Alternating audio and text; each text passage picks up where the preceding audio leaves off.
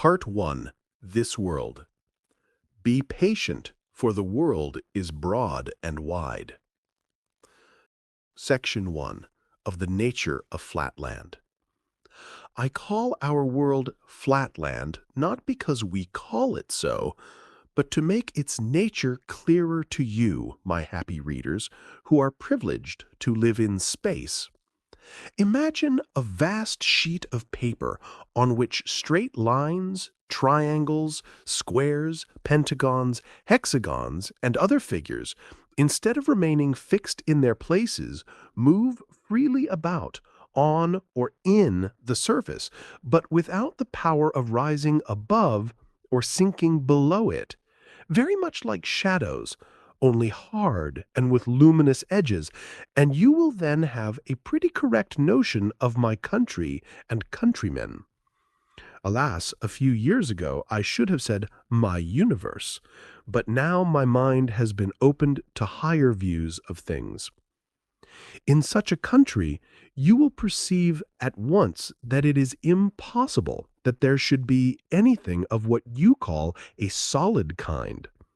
But I dare say you will suppose that we could at least distinguish by sight the triangles, squares, and other figures moving about as I have described them. On the contrary, we could see nothing of the kind, not at least so as to distinguish one figure from another. Nothing was visible, nor could be visible to us, except straight lines.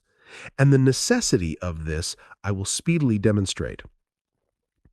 Place a penny on the middle of one of your tables in space, and, leaning over it, look down upon it. It will appear a circle. But now, drawing back to the edge of the table, gradually lower your eye, thus bringing yourself more and more into the condition of the inhabitants of Flatland.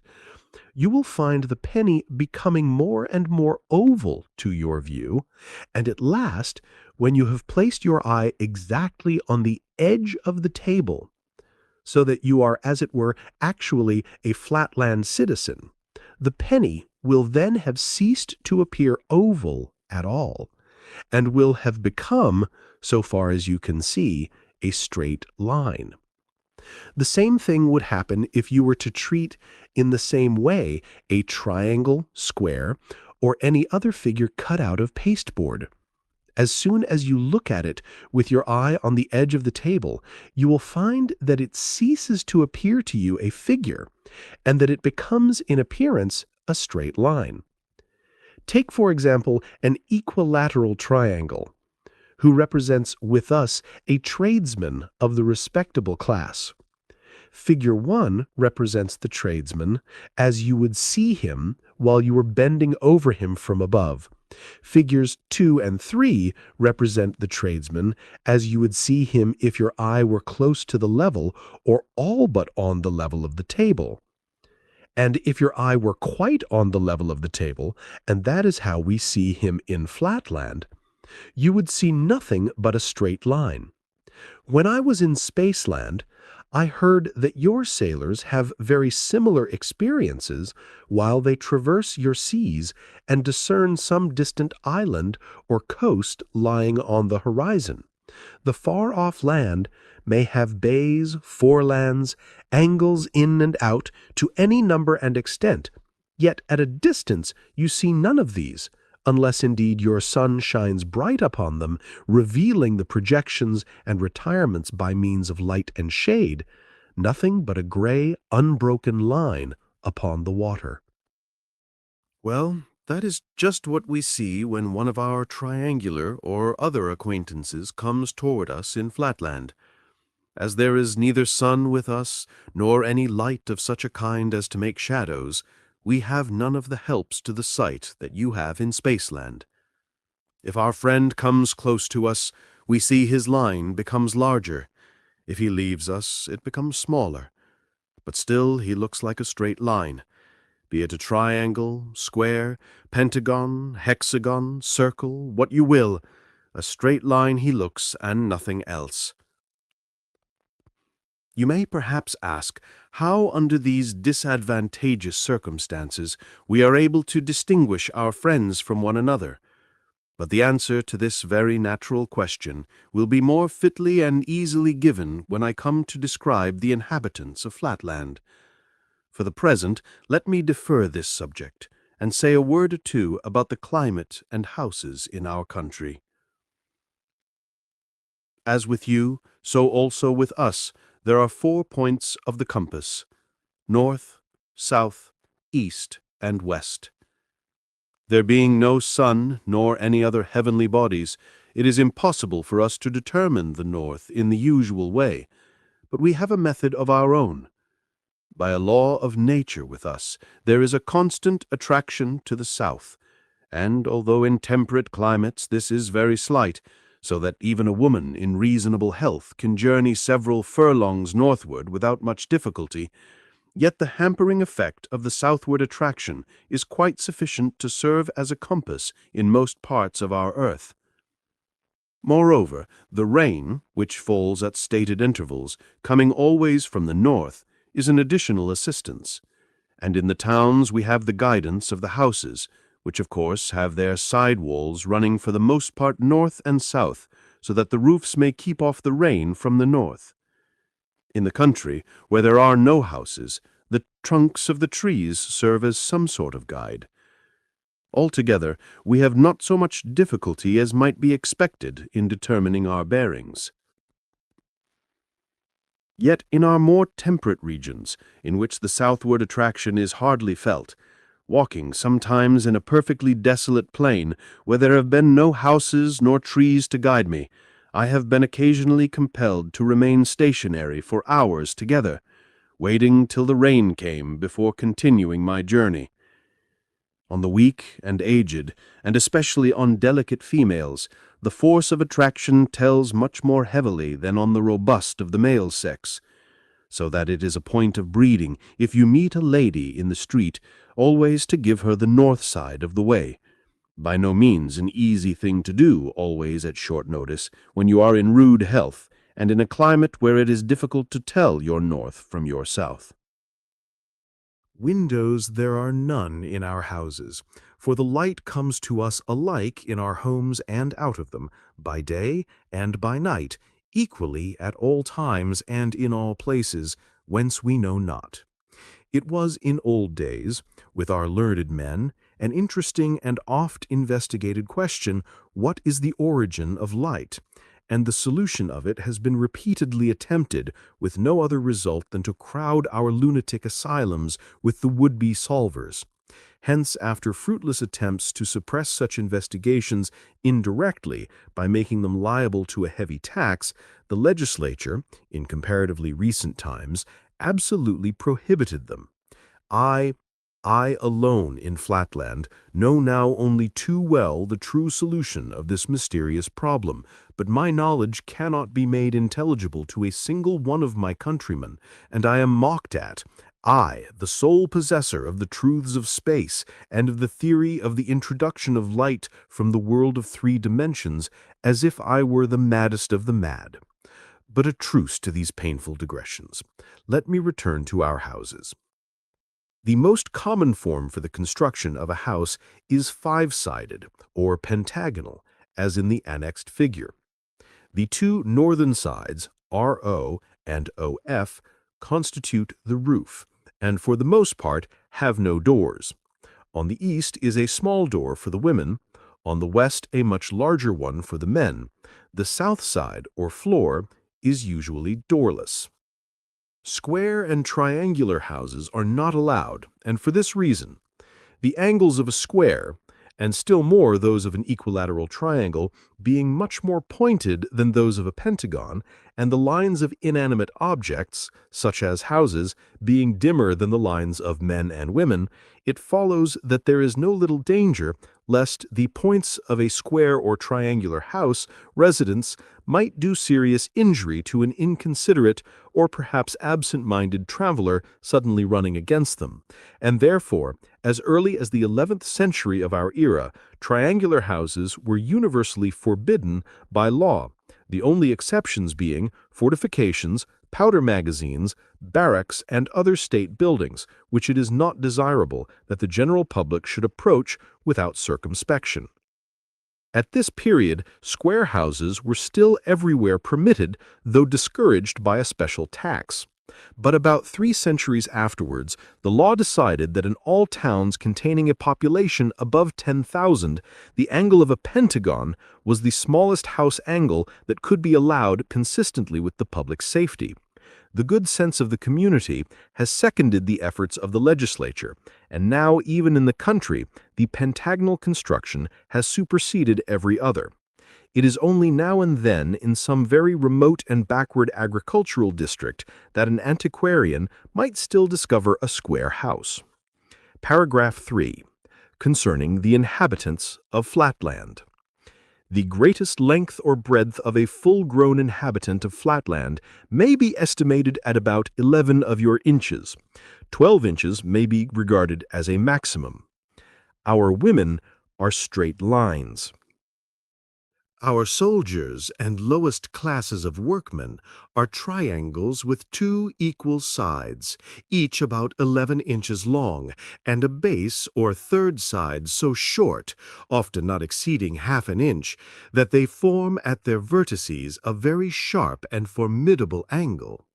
Indeed, when their bases are of the most degraded type, not more than the 1/8 part of an inch in size, they can hardly be distinguished from straight lines or women, so extremely pointed are their vertices.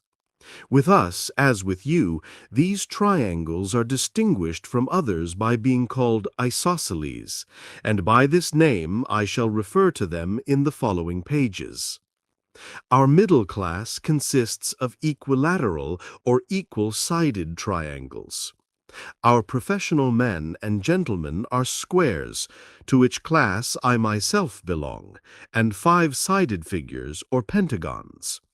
Next above these come the nobility, of whom there are several degrees, beginning at 6-sided figures, or hexagons, and from thence rising in the number of their sides, till they receive the honorable title of polygonal, or many-sided. Finally, when the number of the sides becomes so numerous, and the sides themselves so small, that the figure cannot be distinguished from a circle, he is included in the circular or priestly order, and this is the highest class of all. It is a law of nature with us that a male child shall have one more side than his father, so that each generation shall rise, as a rule, one step in the scale of development and nobility. Thus, the son of a square is a pentagon, the son of a pentagon a hexagon, and so on. But this rule applies not always to the tradesmen, and still less often to the soldiers and to the workmen, who indeed can hardly be said to deserve the name of human figures, since they have not all their sides equal. With them, therefore, the law of nature does not hold, and the son of an isosceles, that is, a triangle with 2 sides equal, remains isosceles still. Nevertheless, all hope is not shut out, even from the isosceles, that his posterity may ultimately rise above his degraded condition.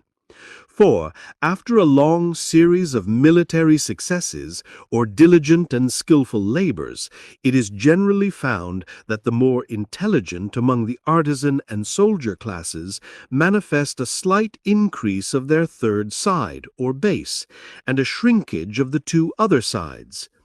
Intermarriages, arranged by the priests, between the sons and daughters of these more intellectual members of the lower classes, generally result in an offspring approximating still more to the type of the equal-sided triangle.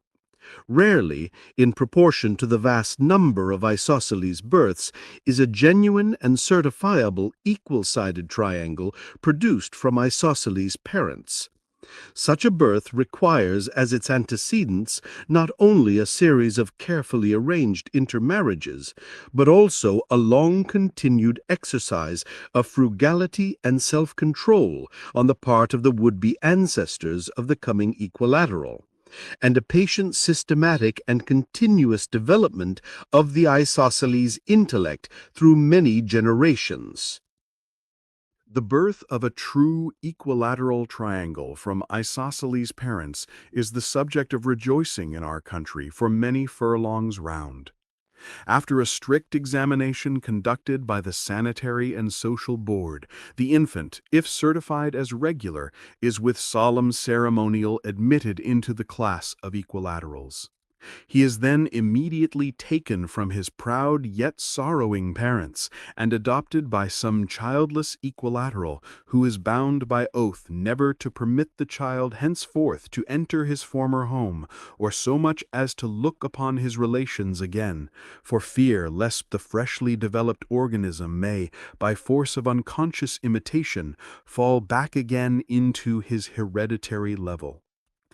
The occasional emergence of an isosceles from the ranks of his serf-born ancestors is welcomed not only by the poor serfs themselves as a gleam of light and hope shed upon the monotonous squalor of their existence, but also by the aristocracy at large, for all the higher classes are well aware that these rare phenomena, while they do little or nothing to vulgarize their own privileges, serve as a most useful barrier against revolution from below.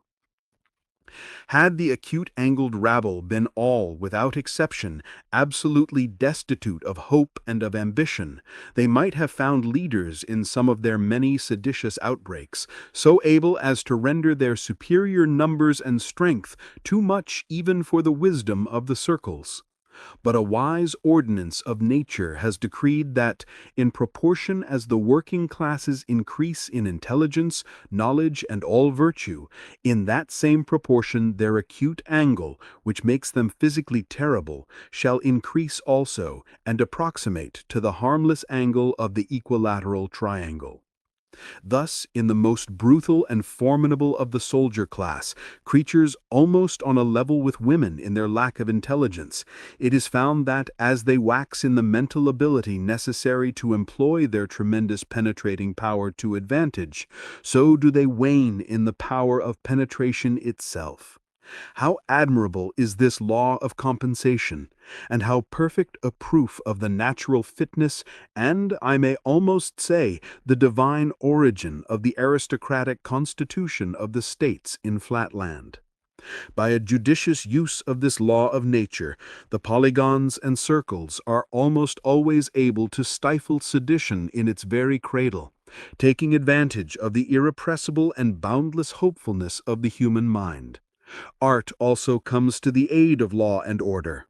It is generally found possible by a little artificial compression or expansion on the part of the state physicians to make some of the more intelligent leaders of a rebellion perfectly regular and to admit them at once into the privileged classes. A much larger number, who are still below the standard, allured by the prospect of being ultimately ennobled, are induced to enter the state hospitals, where they are kept in honorable confinement for life. One or two alone of the more obstinate, foolish, and hopelessly irregular are led to execution.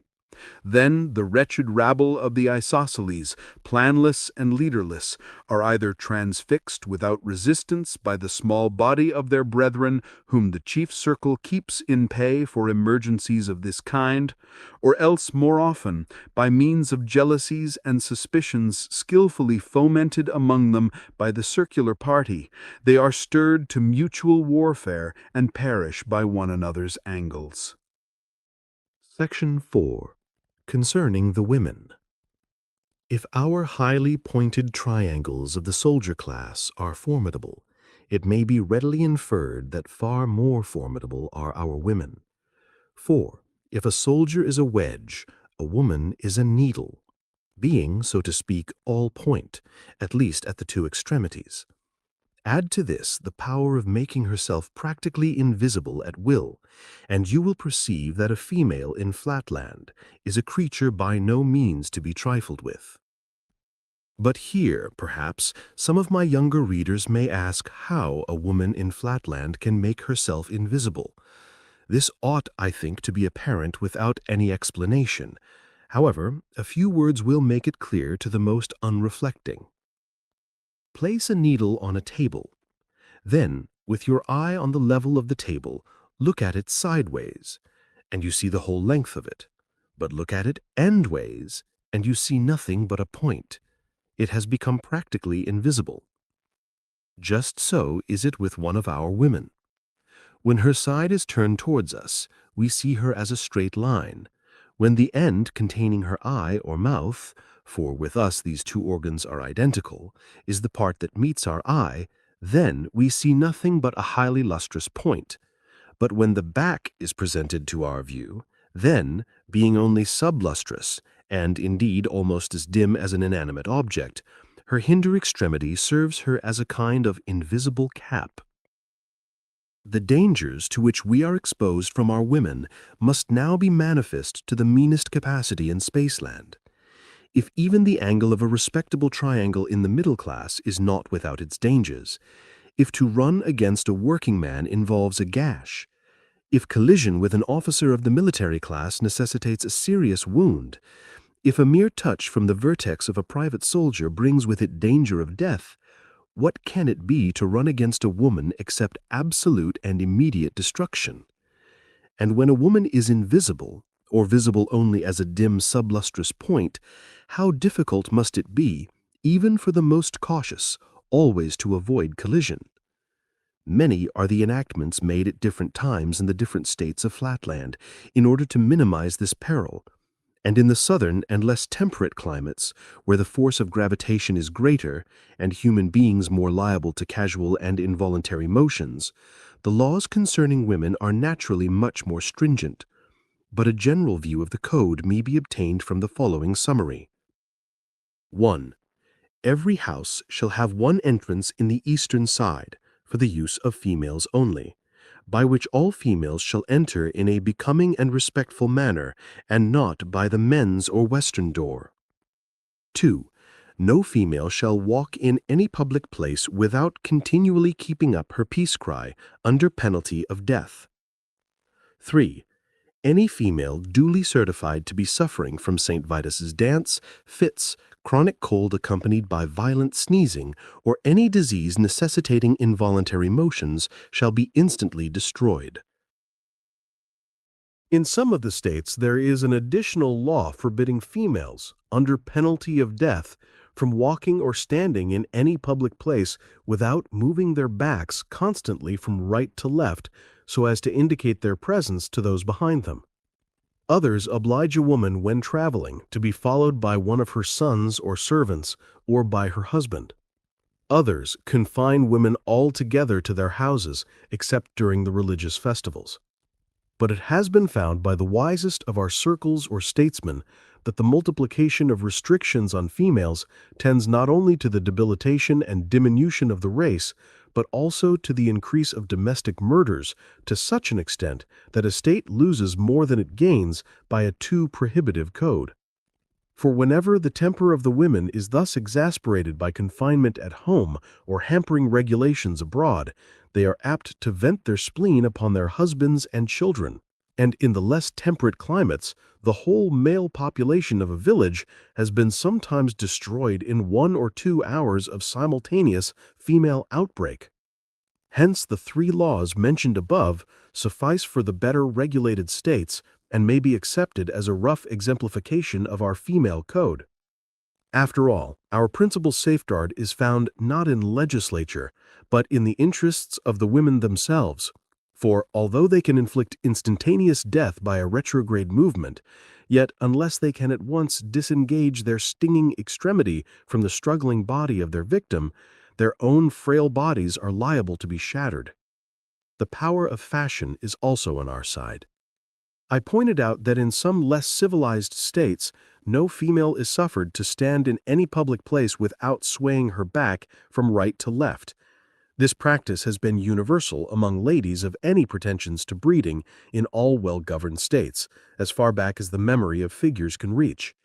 It is considered a disgrace to any state that legislation should have to enforce what ought to be, and is in every respectable female, a natural instinct.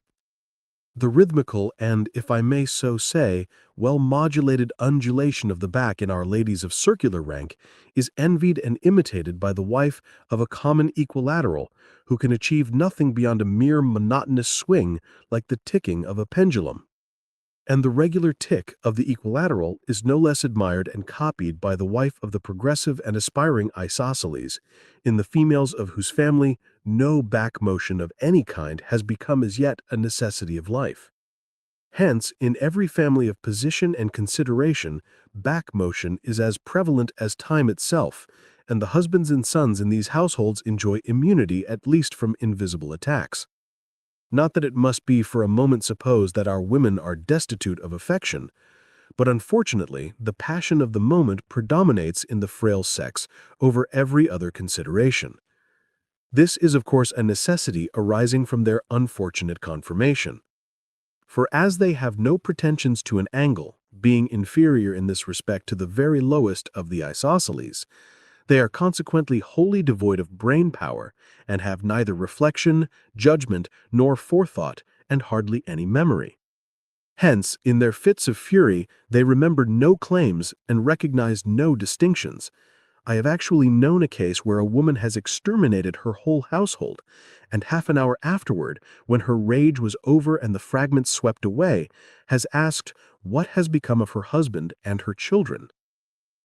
Obviously, then a woman is not to be irritated as long as she is in a position where she can turn around. When you have them in their apartments, which are constructed with a view to denying them that power, you can say and do what you like, for they are then wholly impotent for mischief, and will not remember a few minutes hence the incident for which they may be at this moment threatening you with death, nor the promises which you may have found it necessary to make in order to pacify their fury. On the whole, we get on pretty smoothly in our domestic relations, except in the lower strata of the military classes. There, the want of tact and discretion on the part of the husbands produces at times indescribable disasters. Relying too much on the offensive weapons of their acute angles instead of the defensive organs of good sense and seasonable simulations, these reckless creatures too often neglect the prescribed construction of the women's apartments, or irritate their wives by ill-advised expressions out of doors, which they refuse immediately to retract. Moreover, a blunt and stolid regard for literal truth indisposes them to make those lavish promises by which the more judicious circle can in a moment pacify his consort.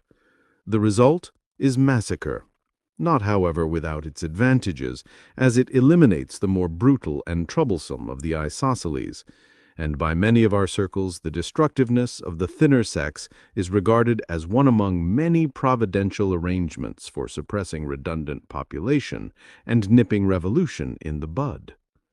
Yet even in our best regulated and most approximately circular families, I cannot say that the ideal of family life is so high as with you in Spaceland. There is peace, insofar as the absence of slaughter may be called by that name, but there is necessarily little harmony of tastes or pursuits, and the cautious wisdom of the circles has ensured safety at the cost of domestic comfort. In every circular or polygonal household, it has been a habit from time immemorial, and has now become a kind of instinct among the women of our higher classes, that the mothers and daughters should constantly keep their eyes and mouths towards their husband and his male friends, and for a lady in a family of distinction to turn her back upon her husband would be regarded as a kind of portent involving loss of status. But, as I shall soon show, this custom, though it has the advantage of safety, is not without its disadvantages. In the house of the working man or respectable tradesman, where the wife is allowed to turn her back upon her husband while pursuing her household avocations, there are at least intervals of quiet, when the wife is neither seen nor heard, except for the humming sound of the continuous peace cry. But in the homes of the upper classes, there is too often no peace. There the voluble mouth and bright penetrating eye are ever directed towards the master of the household, and light itself is not more persistent than the stream of feminine discourse. The tact and skill which suffice to avert a woman's sting are unequal to the task of stopping a woman's mouth. And as the wife has absolutely nothing to say, and absolutely no constraint of wit, sense, or conscience to prevent her from saying it, not a few cynics have been found to aver that they prefer the danger of the death-dealing but inaudible sting to the safe sonorousness of a woman's other end. To my readers in Spaceland, the condition of our women may seem truly deplorable, and so indeed it is. A male of the lowest type of the isosceles may look forward to some improvement of his angle and to the ultimate elevation of the whole of his degraded caste. But no woman can entertain such hopes for her sex. Once a woman, always a woman, is a decree of nature, and the very laws of evolution seem suspended in her disfavor. Yet at least we can admire the wise prearrangement which has ordained that, as they have no hopes, so they shall have no memory to recall, and no forethought to anticipate the miseries and humiliations which are at once a necessity of their existence and the basis of the constitution of Flatland. Part 5 of our methods of recognizing one another.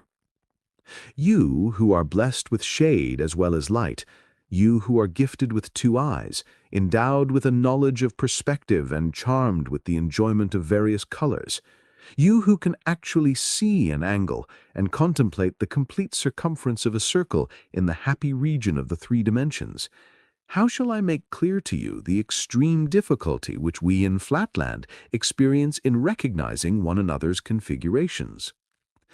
Recall what I told you above. All beings in Flatland, animate or inanimate, no matter what their form, present to our view the same, or nearly the same, appearance, that of a straight line. How then can one be distinguished from another, where all appear the same? The answer is threefold. The first means of recognition is the sense of hearing, which with us is far more highly developed than with you, and which enables us not only to distinguish by the voice our personal friends, but even to discriminate between different classes, at least so far as concerns the three lowest orders, the equilateral, the square, and the pentagon, for of the isosceles I take no account. But as we ascend in the social scale, the process of discriminating and being discriminated by hearing increases in difficulty, partly because voices are assimilated, partly because the faculty of voice discrimination is a plebeian virtue not much developed among the aristocracy. And wherever there is any danger of imposture, we cannot trust to this method. Amongst our lowest orders, the vocal organs are developed to a degree more than correspondent with those of hearing, so that an isosceles can easily feign the voice of a polygon, and with some training, that of a circle himself. Feeling is, among our women and lower classes, about our upper classes I shall speak presently, the principal test of recognition, at all events between strangers, and when the question is not as to the individual, but as to the class. What, therefore, introduction is among the higher classes in Spaceland, that the process of feeling is with us. Permit me to ask you to feel and be felt by my friend, Mr. So-and-so, is still among the more old-fashioned of our country gentlemen in districts remote from towns, the customary formula for a Flatland introduction. But in the towns, and among men of business, the words "be felt by" are omitted, and the sentence is abbreviated to, "Let me ask you to feel Mr. So-and-so," although it is assumed, of course, that the feeling is to be reciprocal.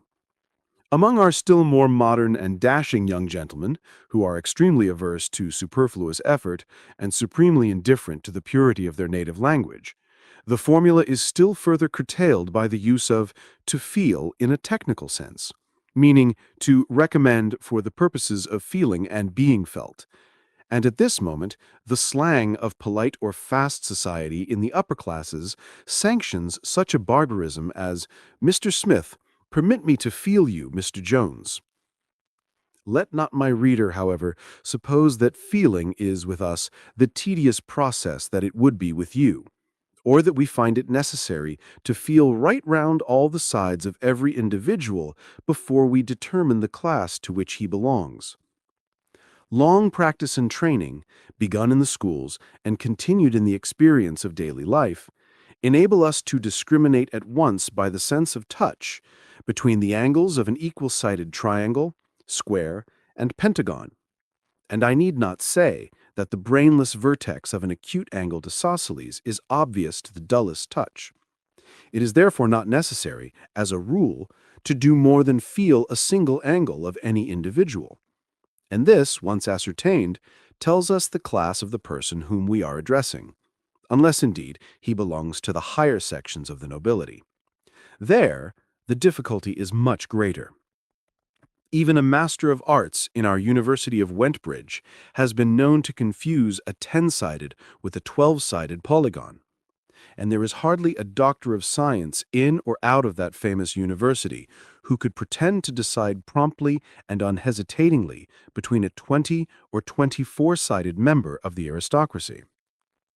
Those of my readers who recall the extracts I gave above from the legislative code concerning women will readily perceive that the process of introduction by contact requires some care and discretion.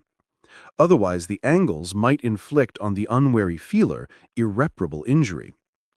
It is essential for the safety of the feeler that the felt should stand perfectly still. A start, a fidgety shifting of the position, yes, even a violent sneeze has been known before now to prove fatal to the incautious, and to nip in the bud many a promising friendship. Especially is this true among the lower classes of the triangles. With them, the eye is situated so far from their vertex that they can scarcely take cognizance of what goes on at that extremity of their frame. They are moreover of a rough, coarse nature, not sensitive to the delicate touch of the highly organized polygon. What wonder, then, if an involuntary toss of the head has ere now deprived the state of a valuable life?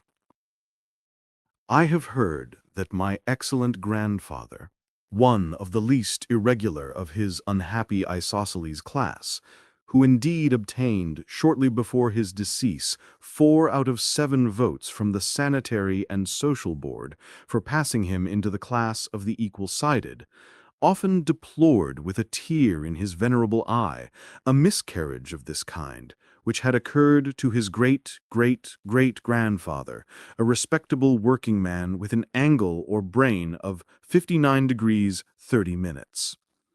According to his account, my unfortunate ancestor, being afflicted with rheumatism and in the act of being felt by a polygon, by one sudden start, accidentally transfixed the great man through the diagonal, and thereby, partly in consequence of his long imprisonment and degradation, and partly because of the moral shock which pervaded the whole of my ancestor's relations, threw back our family a degree and a half in their ascent towards better things. The result was that in the next generation the family brain was registered at only 58 degrees, and not to the lapse of 5 generations was the lost ground recovered, the full 60 degrees attained, and the ascent from the isosceles finally achieved. And all this series of calamities from one little accident in the process of feeling. At this point, I think I hear some of my better educated readers exclaim, "How could you in Flatland know anything about angles and degrees or minutes? We can see an angle, because we, in the region of space, can see 2 straight lines inclined to one another. But you, who can see nothing but one straight line at a time, or at all events only a number of bits of straight lines all in one straight line, how can you ever discern any angle, and much less register angles of different sizes?" I answer that though we cannot see angles, we can infer them, and this with great precision. Our sense of touch, stimulated by necessity and developed by long training, enables us to distinguish angles far more accurately than your sense of sight, when unaided by a rule or measure of angles. Nor must I omit to explain that we have great natural helps. It is with us a law of nature that the brain of the isosceles class shall begin at half a degree or 30 minutes, and shall increase, if it increases at all, by half a degree in every generation, until the goal of 60 degrees is reached, when the condition of serfdom is quitted and the free man enters the class of regulars. Consequently, nature herself supplies us with an ascending scale or alphabet of angles for half a degree up to 60 degrees, specimens of which are placed in every elementary school throughout the land. Owing to occasional retrogressions, to still more frequent moral and intellectual stagnation, and to the extraordinary fecundity of the criminal and vagabond classes, there is always a vast superfluity of individuals of the half-degree and single-degree class, and a fair abundance of specimens up to 10 degrees. These are absolutely destitute of civic rights, and a great number of them, not having even intelligence enough for the purposes of warfare, are devoted by the states to the service of education. Fettered immovably so as to remove all possibility of danger, they are placed in the classrooms of our infant schools, and there they are utilized by the Board of Education for the purpose of imparting to the offspring of the middle classes that tact and intelligence of which these wretched creatures themselves are utterly devoid.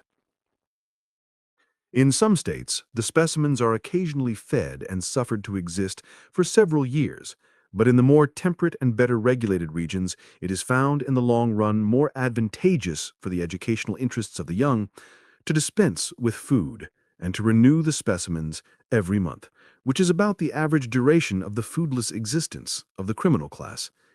In the cheaper schools, what is gained by the longer existence of the specimens is lost partly in the expenditure for food and partly in the diminished accuracy of the angles, which are impaired after a few weeks of constant feeling. Nor must we forget to add, in enumerating the advantages of the more expensive system, that it tends, though slightly yet perceptibly, to the diminution of the redundant isosceles population, an object which every statesman in Flatland constantly keeps in view.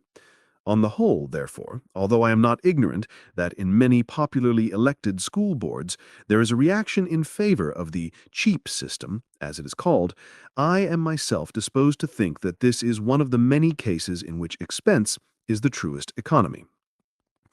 But I must not allow questions of school board politics to divert me from my subject. Enough has been said, I trust, to show that recognition by feeling is not so tedious or indecisive a process as might have been supposed, and it is obviously more trustworthy than recognition by hearing. Still there remain, as has been pointed out above, the objection that this method is not without danger. For this reason, many in the middle and lower classes, and all without exception in the polygonal and circular orders, prefer a third method, the description of which shall be reserved for the next section. Paragraph 6. Of recognition by sight. I'm about to be very inconsistent. In previous sections, I have said that all figures in Flatland present the appearance of a straight line, and it was added or implied that it is consequently impossible to distinguish by the visual organ between individuals of different classes. Yet now I'm about to explain to my Spaceland critics how we are able to recognize one another by the sense of sight. If, however, the reader will take the trouble to refer to the passage in which recognition by feeling is stated to be universal, he will find this qualification among the lower classes. It is only among the higher classes and in our more temperate climates that sight recognition is practiced. That this power exists in any regions and for any classes is the result of fog, which prevails during the greater part of the year in all parts save the torrid zones. That which is with you in Spaceland is an unmixed evil, blotting out the landscape, depressing the spirits, and enfeebling the health, is by us recognized as a blessing scarcely inferior to air itself, and as the nurse of arts and parent of sciences. But let me explain my meaning without further eulogies on this beneficent element. If fog were non-existent, all lines would appear equally and indistinguishably clear, and this is actually the case in those unhappy countries in which the atmosphere is perfectly dry and transparent. But wherever there is a rich supply of fog, objects that are at a distance, say, of 3 feet, are appreciably dimmer than those at a distance of 2 feet 11 inches. And the result is that by careful and constant experimental observation of comparative dimness and clearness, we are enabled to infer with great exactness the configuration of the object observed. An instance will do more than a volume of generalities to make my meaning clear. Suppose I see two individuals approaching, whose rank I wish to ascertain. They are, we will suppose, a merchant and a physician, or, in other words, an equilateral triangle and a pentagon. How am I to distinguish them? It will be obvious to every child in Spaceland who has touched the threshold of geometrical studies that if I can bring my eye so that its glance may bisect an angle of the approaching stranger, my view will lie, as it were, evenly between his two sides that are next to me, that is to say, CA and AB, so that I shall contemplate the two impartially, and both will appear of the same size. Now, in the case of one, the merchant, what shall I see? I shall see a straight line, DAE, in which the middle point, A, will be very bright because it is nearest to me. But on either side, the line will shade away rapidly into dimness because the sides AC and AD recede rapidly into the fog, and what appear to me as the merchant's extremities, viz. D and C, will be very dim indeed.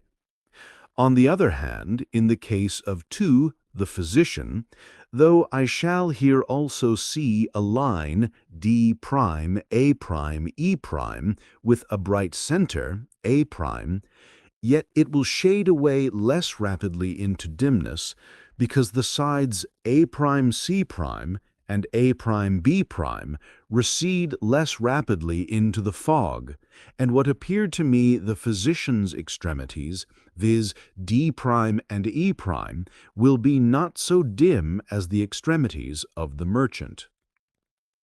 The reader will probably understand from these two instances how, after a very long training supplemented by constant experience, it is possible for the well-educated classes among us to discriminate with fair accuracy between the middle and lowest orders by the sense of sight. If my Spaceland patrons have grasped this general conception, so far as to conceive the possibility of it and not to reject my account as altogether incredible, I shall have attained all I can reasonably expect. Were I to attempt further details, I should only perplex. Yet for the sake of the young and inexperienced, who may perchance infer from the two simple instances I have given above of the manner in which I should recognize my father and my sons, that recognition by sight is an easy affair, it may be needful to point out that in actual life most of the problems of sight recognition are far more subtle and complex. If, for example, when my father, the triangle, approaches me, he happens to present his side to me instead of his angle, then until I have asked him to rotate, or until I have edged my eye round him, I am for the moment doubtful whether he may not be a straight line, or, in other words, a woman. Again, when I am in the company of one of my two hexagonal grandsons, contemplating one of his sides, AB, full front, it will be evident from the accompanying diagram that I shall see one whole line, AB, in comparative brightness, shading off hardly at all at the ends, and two smaller lines, CA and BD, dim throughout, and shading away into greater dimness toward the extremities C and D. But I must not give way to the temptation of enlarging on these topics. The meanest mathematician in Spaceland will readily believe me when I assert that the problems of life which present themselves to the well-educated, when they are themselves in motion, rotating, advancing, or retreating, and at the same time attempting to discriminate by the sense of sight between a number of polygons of high rank moving in different directions, as for example in a ballroom or conversazione, must be of a nature to task the angularity of the most intellectual and amply justify the rich endowments of the learned professors of geometry, both static and kinetic, in the illustrious University of Wentbridge, where the science and art of sight recognition are regularly taught to large classes of the elite of the states. It is only a few of the scions of our noblest and wealthiest houses who are able to give the time and money necessary for the thorough prosecution of this noble and valuable art. Even to me, a mathematician of no mean standing, and the grandfather of two most hopeful and perfectly regular hexagons, to find myself in the midst of a crowd of rotating polygons of the higher classes is occasionally very perplexing. And of course, to a common tradesman or serf, such a sight is almost as unintelligible as it would be to you, my reader, were you suddenly transported into our country. In such a crowd, you could see on all sides of you nothing but a line, apparently straight, but of which the parts would vary irregularly and perpetually in brightness or dimness. Even if you had completed your third year in the pentagonal and hexagonal classes in the university and were perfect in the theory of the subject, you would still find that there was need of many years of experience before you could move in a fashionable crowd without jostling against your betters, whom it is against etiquette to ask to feel, and who, by their superior culture and breeding, know all about your movements, while you know very little or nothing about theirs. In a word, to comport oneself with perfect propriety in polygonal society, one ought to be a polygon oneself. Such at least is the painful teaching of my experience. It is astonishing how much the art, or I may almost call it instinct, of sight recognition is developed by the habitual practice of it and by the avoidance of the custom of feeling. Just as with you, the deaf and dumb, if once allowed to gesticulate and to use the hand alphabet, will never acquire the more difficult but far more valuable art of lip speech and lip reading, so it is with us as regards seeing and feeling. None who in early life resort to feeling will ever learn seeing in perfection. For this reason, among our higher classes, feeling is discouraged or absolutely forbidden. From the cradle, their children, instead of going to the public elementary schools, where the art of feeling is taught, are sent to higher seminaries of an exclusive character.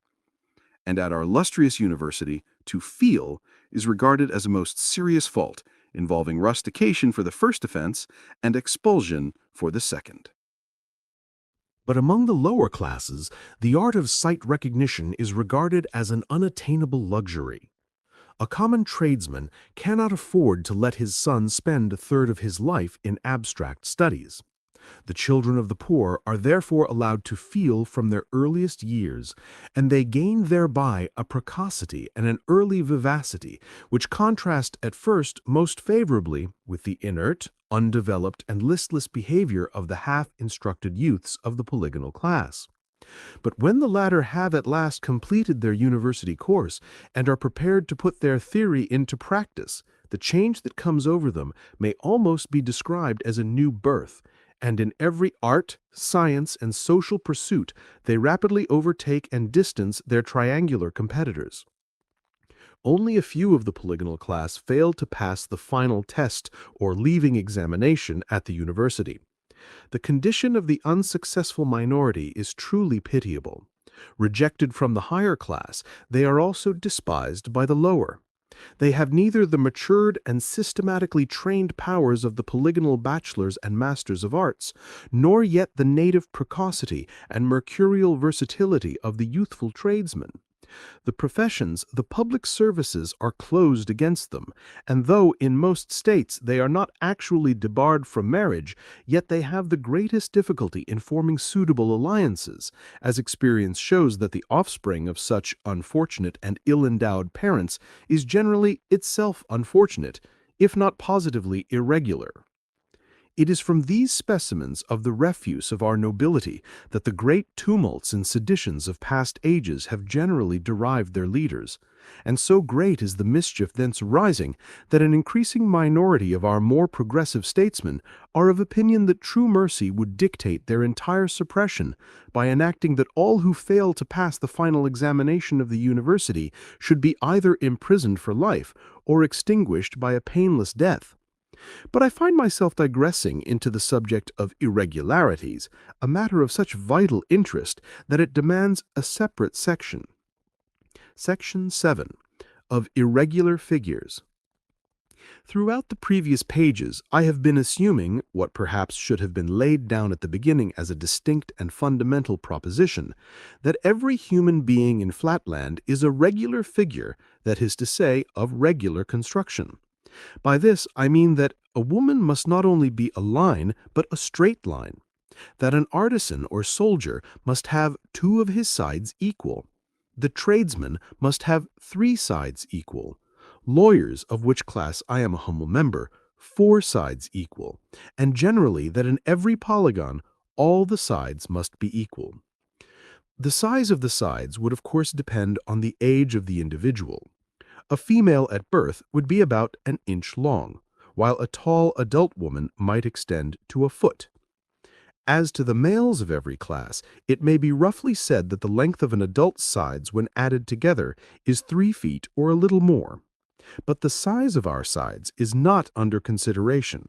I am speaking of the equality of sides, and it does not need much reflection to see that the whole of the social life in Flatland rests on the fundamental fact that nature wills all figures to have their sides equal. If our sides were unequal, our angles would be unequal. Instead of its being sufficient to feel or estimate by sight a single angle in order to determine the form of an individual, it would be necessary to ascertain each angle by the experiment of feeling. But life would be too short for such a tedious groping. The whole science and art of sight recognition would at once perish. Feeling, so far as it is an art, would not long survive. Intercourse would become perilous or impossible.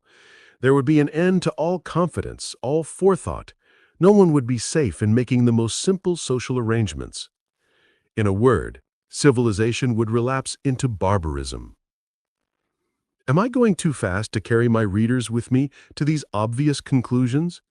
Surely a moment's reflection and a single instance from common life must convince everyone that our whole social system is based upon regularity or equality of angles. You meet, for example, 2 or 3 tradesmen in the street, whom you recognize at once to be tradesmen by a glance at their angles and rapidly bedimmed sides, and you ask them to step into your house to lunch. This you do at present with perfect confidence, because everyone knows to an inch or two the area occupied by an adult triangle. But imagine that your tradesman drags behind his regular and respectable vertex a parallelogram of 12 or 13 inches in diagonal. What are you to do with such a monster sticking fast in your house door? But I'm insulting the intelligence of my readers by accumulating details which must be patent to everyone who enjoys the advantages of residence in Spaceland. Obviously, the measurements of a single angle would no longer be sufficient under such portentous circumstances.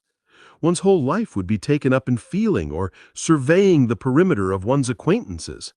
Already the difficulties of avoiding a collision in a crowd are enough to tax the sagacity of even a well-educated square. But if no one could calculate the regularity of a single figure in the company, all would be chaos and confusion, and the slightest panic would cause serious injuries, or, if there happened to be any women or soldiers present, perhaps considerable loss of life.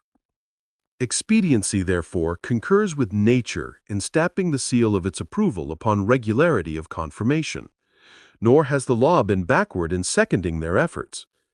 Irregularity of figure means with us the same as, or more than, a combination of moral obliquity and criminality with you, and is treated accordingly. There are not wanting, it is true, some promulgators of paradoxes who maintain that there is no necessary connection between geometrical and moral irregularity. The irregular, they say, is from his birth scouted by his own parents, derided by his brothers and sisters, neglected by the domestics, scorned and suspected by society, and excluded from all posts of responsibility, trust, and useful activity. His every movement is jealously watched by the police till he comes of age and presents himself for inspection. Then he is either destroyed if he is found to exceed the fixed margin of deviation, or else immured in a government office as a clerk of the 7th class. Prevented from marriage, forced to drudge at an uninteresting occupation for a miserable stipend, obliged to live and board at the office and to take even his vacation under close supervision. What wonder that human nature, even in the best and purest, is embittered and perverted by such surroundings. All this very plausible reasoning does not convince me, as it has not convinced the wisest of our statesmen, that our ancestors erred in laying it down as an axiom of policy that the toleration of irregularity is incompatible with the safety of the state. Doubtless, the life of an irregular is hard, but the interests of the greater number require that it shall be hard. If a man with a triangular front and a polygonal back were allowed to exist and to propagate a still more irregular posterity, what would become of the arts of life? Are the houses and doors and churches in Flatland to be altered in order to accommodate such monsters? Are our ticket collectors to be required to measure every man's perimeter before they allow him to enter a theater or to take his place in a lecture room? Is an irregular to be exempted from the militia? And if not, how is he to be prevented from carrying desolation into the ranks of his comrades?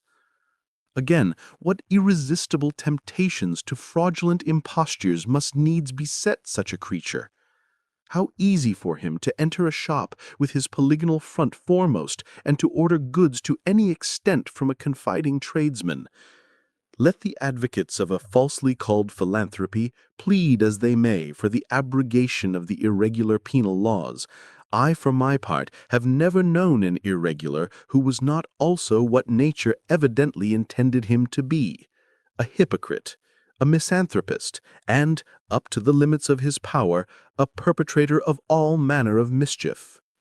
Not that I should be disposed to recommend, at present, the extreme measures adopted in some states, where an infant whose angle deviates by half a degree from the correct angularity is summarily destroyed at birth. Some of our highest and ablest men, men of real genius, have during their earliest days labored under deviations as great as, or even greater than 45 minutes, and the loss of their precious lives would have been an irreparable injury to the state. The art of healing also has achieved some of its most glorious triumphs in the compressions, extensions, trepannings, colligations, and other surgical or dietetic operations by which irregularity has been partly or wholly cured. Advocating, therefore, a via media, I would lay down no fixed or absolute line of demarcation, but at the period when the frame is just beginning to set, and when the medical board has reported that recovery is improbable, I would suggest that the irregular offspring be painlessly and mercifully consumed. Section 8 of the Ancient Practice of Painting. If my readers have followed me with any attention up to this point, they will not be surprised to hear that life is somewhat dull in Flatland. I do not, of course, mean that there are not battles, conspiracies, tumults, factions, and all those other phenomena which are supposed to make history interesting. Nor would I deny that the strange mixture of the problems of life and the problems of mathematics, continually inducing conjecture and giving the opportunity of immediate verification, imparts to our existence a zest that you in Spaceland can hardly comprehend.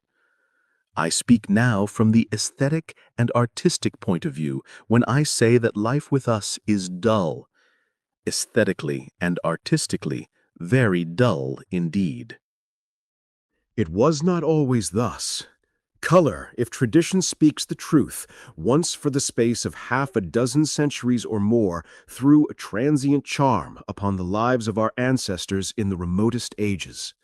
Some private individual, a pentagon whose name is variously reported, having casually discovered the constituents of the simpler colors and rudimentary method of painting, is said to have begun by decorating first his house, then his slaves, then his father, his sons and grandsons, lastly himself.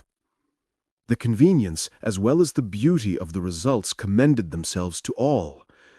Wherever chromatized, for by that name the most trustworthy authorities concur in calling him, turned his variegated frame, there he at once excited attention and attracted respect. No one now needed to feel him. No one mistook his front for his back. All his movements were readily ascertained by his neighbors without the slightest strain on their powers of calculation. No one jostled him or failed to make way for him. His voice was saved the labor of that exhausting utterance by which we colorless squares and pentagons are often forced to proclaim our individuality when we move amid a crowd of ignorant isosceles. The fashions spread like wildfire. Before a week was over, every square and triangle in the district had copied the example of chromatized, and only a few of the more conservative pentagons still held out. A month or two found even the dodecagons infected with the innovation. A year had not elapsed before the habit had spread to all but the very highest of the nobility. Needless to say, the custom soon made its way from the district of chromatized to surrounding regions, and within 2 generations no one in all Flatland was colorless except the women and the priests. Here nature herself appeared to erect barrier and to plead against extending the innovation to these 2 classes. Many-sidedness was almost essential as a pretext for the innovators. Distinction of sides is intended by nature to imply distinction of colors. Such was the sophism which in those days flew from mouth to mouth, converting whole towns at a time to the new culture. But manifestly to our priests and women this adage did not apply. The latter had only one side, and therefore, plurally and pedantically speaking, no sides. The former, if at least they would assert their claim to be really and truly circles, and not mere high-class polygons with an infinitely large number of infinitesimally small sides, were in the habit of boasting, what women confessed and deplored, that they also had no sides, being blessed with a perimeter of 1 line, or in other words, a circumference. Hence it came to pass that these 2 classes could see no force in the so-called axiom about distinction of sides implying distinction of color, and when all others had succumbed to the fascinations of corporal decoration, the priests and the women alone still remained pure from the pollution of paint. Immoral, licentious, anarchical, unscientific, call them by what names you will, yet from an aesthetic point of view, those ancient days of the color revolt were the glorious childhood of art in Flatland. A childhood, alas, that never ripened into manhood, nor even reached the blossom of youth. To live was then in itself a delight, because living implied seeing. Even at a small party, the company was a pleasure to behold. The richly varied hues of the assembly in a church or theater are said to have more than once proved too distracting for our greatest teachers and actors, but most ravishing of all is said to have been the unspeakable magnificence of a military review.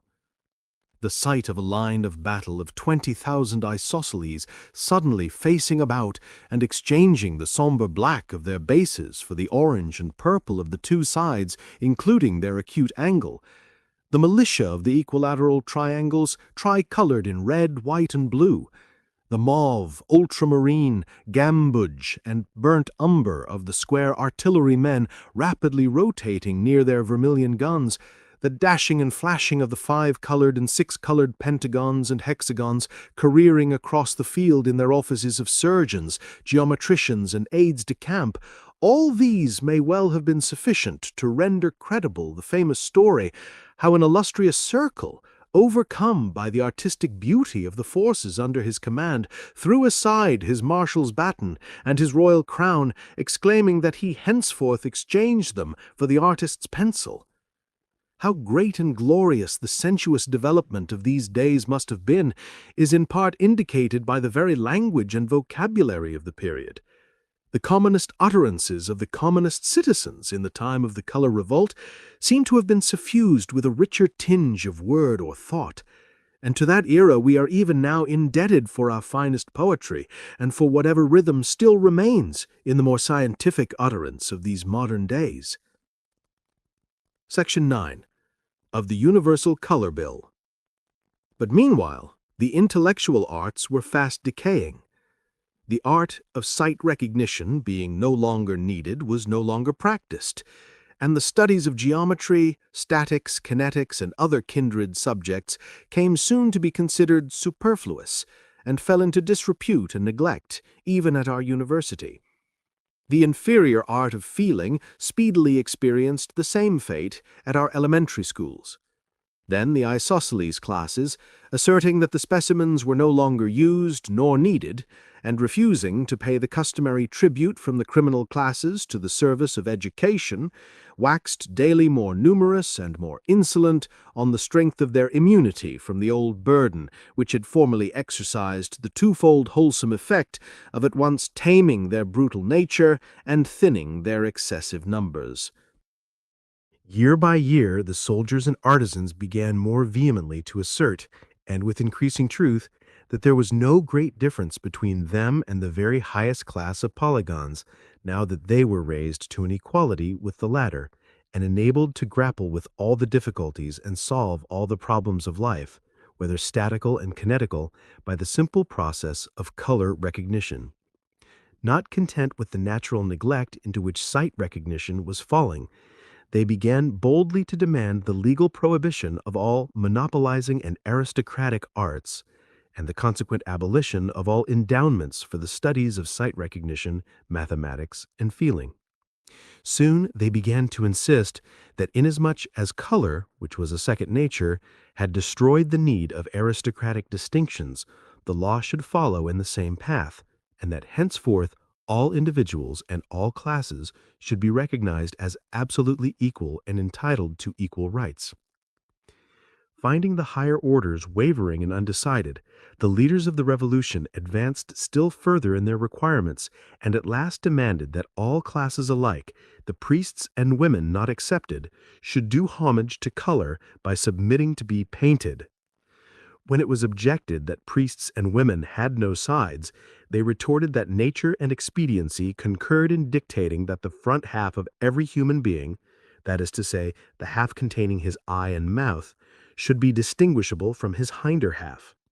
They therefore brought before a general and extraordinary assembly of all the states of Flatland a bill proposing that in every woman the half containing the eye and mouth should be colored red, and the other half green. The priests were to be painted in the same way, red being applied to that semicircle in which the eye and mouth formed the middle point, while the other or hinder semicircle was to be colored green. There was no little cunning in this proposal, which indeed emanated not from any isosceles, for no being so degraded would have had angularity enough to appreciate, much less to devise, such a model of statecraft, but from an irregular circle who, instead of being destroyed in his childhood, was reserved by a foolish indulgence to bring desolation on his country and destruction on myriads of his followers. On the one hand, the proposition was calculated to bring the women in all classes over to the side of the chromatic innovation. For by assigning to the women the same two colors as were assigned to the priests, the revolutionaries thereby ensured that in certain positions every woman would appear like a priest and be treated with corresponding respect and deference, a prospect that could not fail to attract the female sex in a mass. But by some of my readers the possibility of the identical appearance of priests and women under the new legislation may not be recognized. If so, a word or two will make it obvious.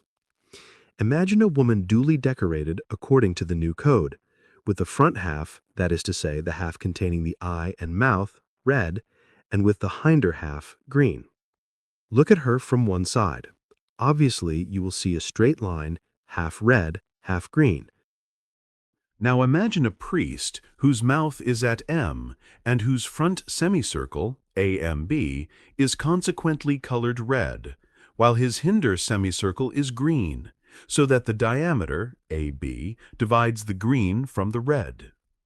If you contemplate the great man so as to have your eye in the same straight line as his dividing diameter, AB, what you will see will be a straight line, CBD, of which one half, CB, will be red and the other, BD, green.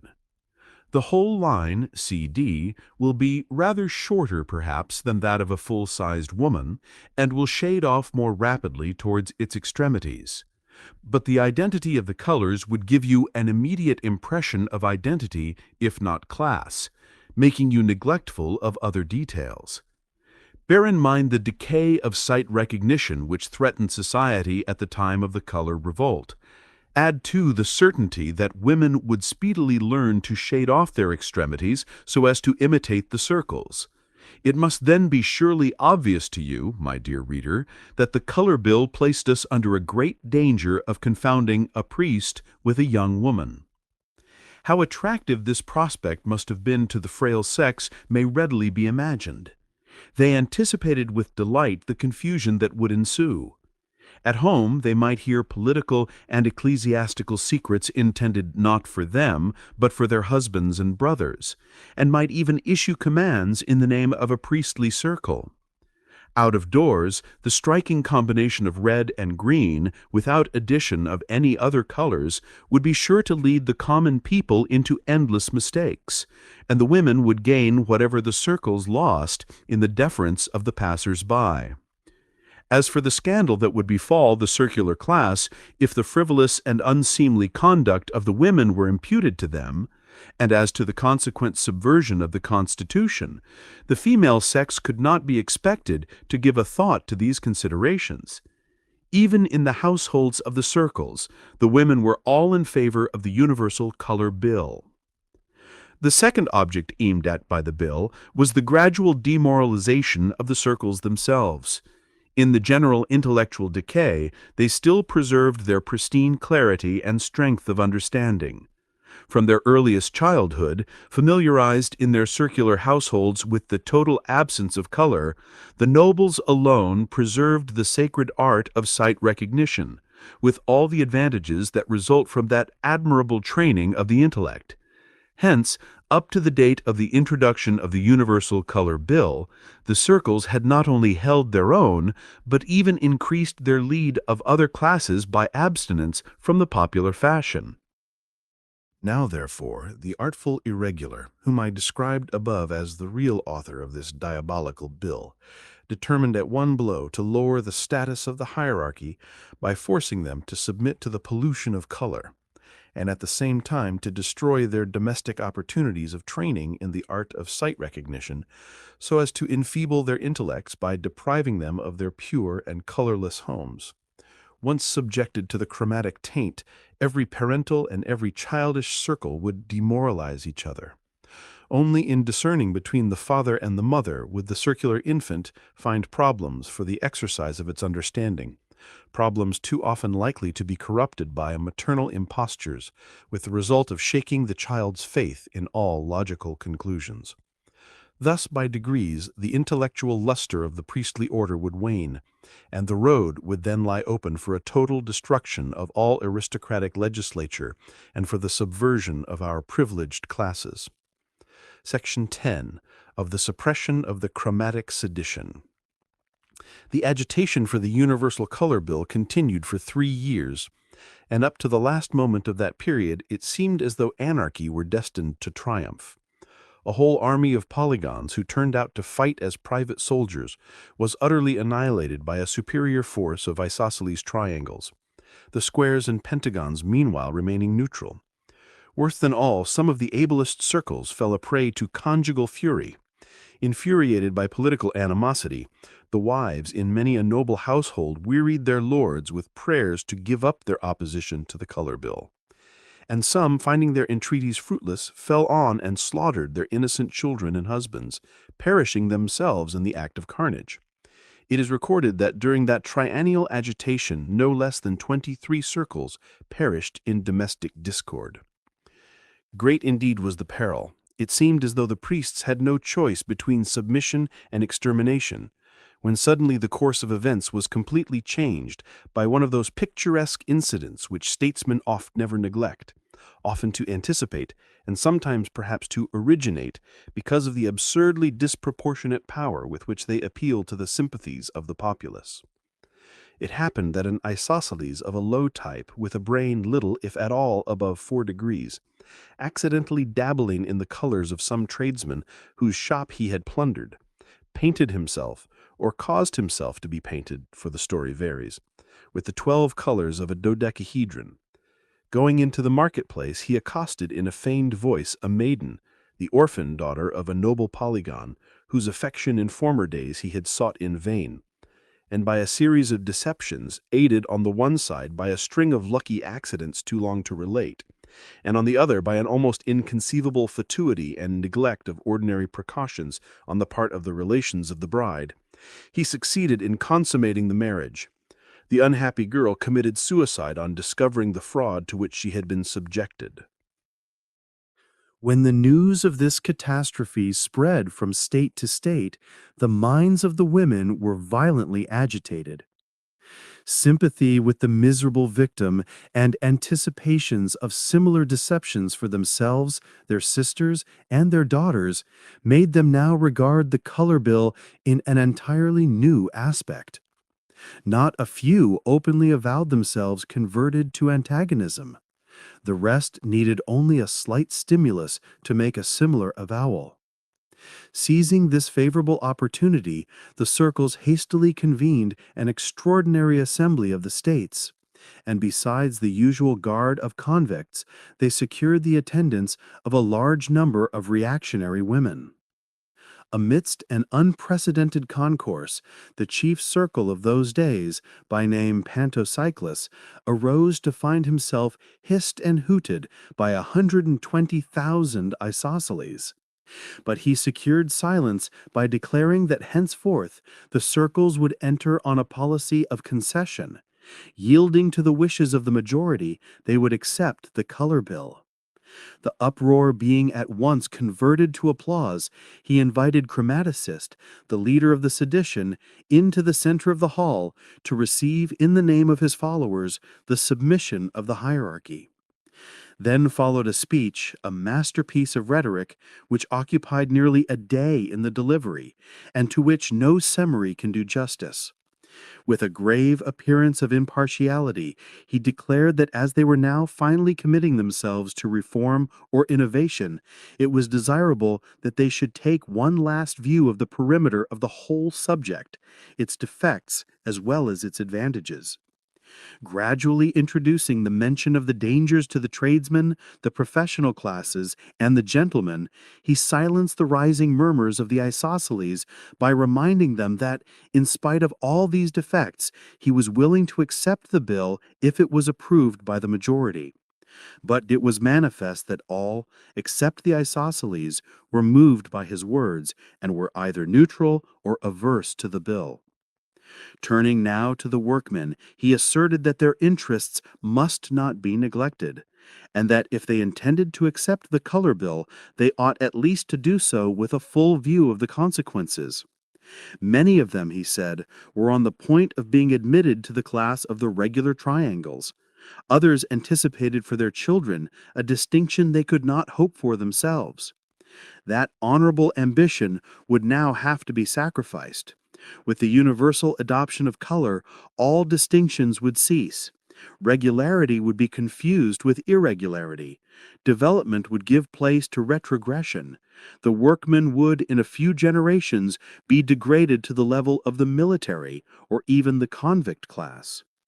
Political power would be in the hands of the greatest number, that is to say, the criminal classes, who were already more numerous than the workmen, and would soon outnumber all the other classes put together when the usual compensative laws of nature were violated. A subdued murmur of assent ran through the ranks of the artisans, and Chromacist, in alarm, attempted to step forward and address them. But he found himself encompassed with guards and forced to remain silent while the chief circle, in a few impassioned words, made a final appeal to the women, explaining that if the color bill passed, no marriage would henceforth be safe, no woman's honor secure. Fraud, deception, hypocrisy would pervade every household.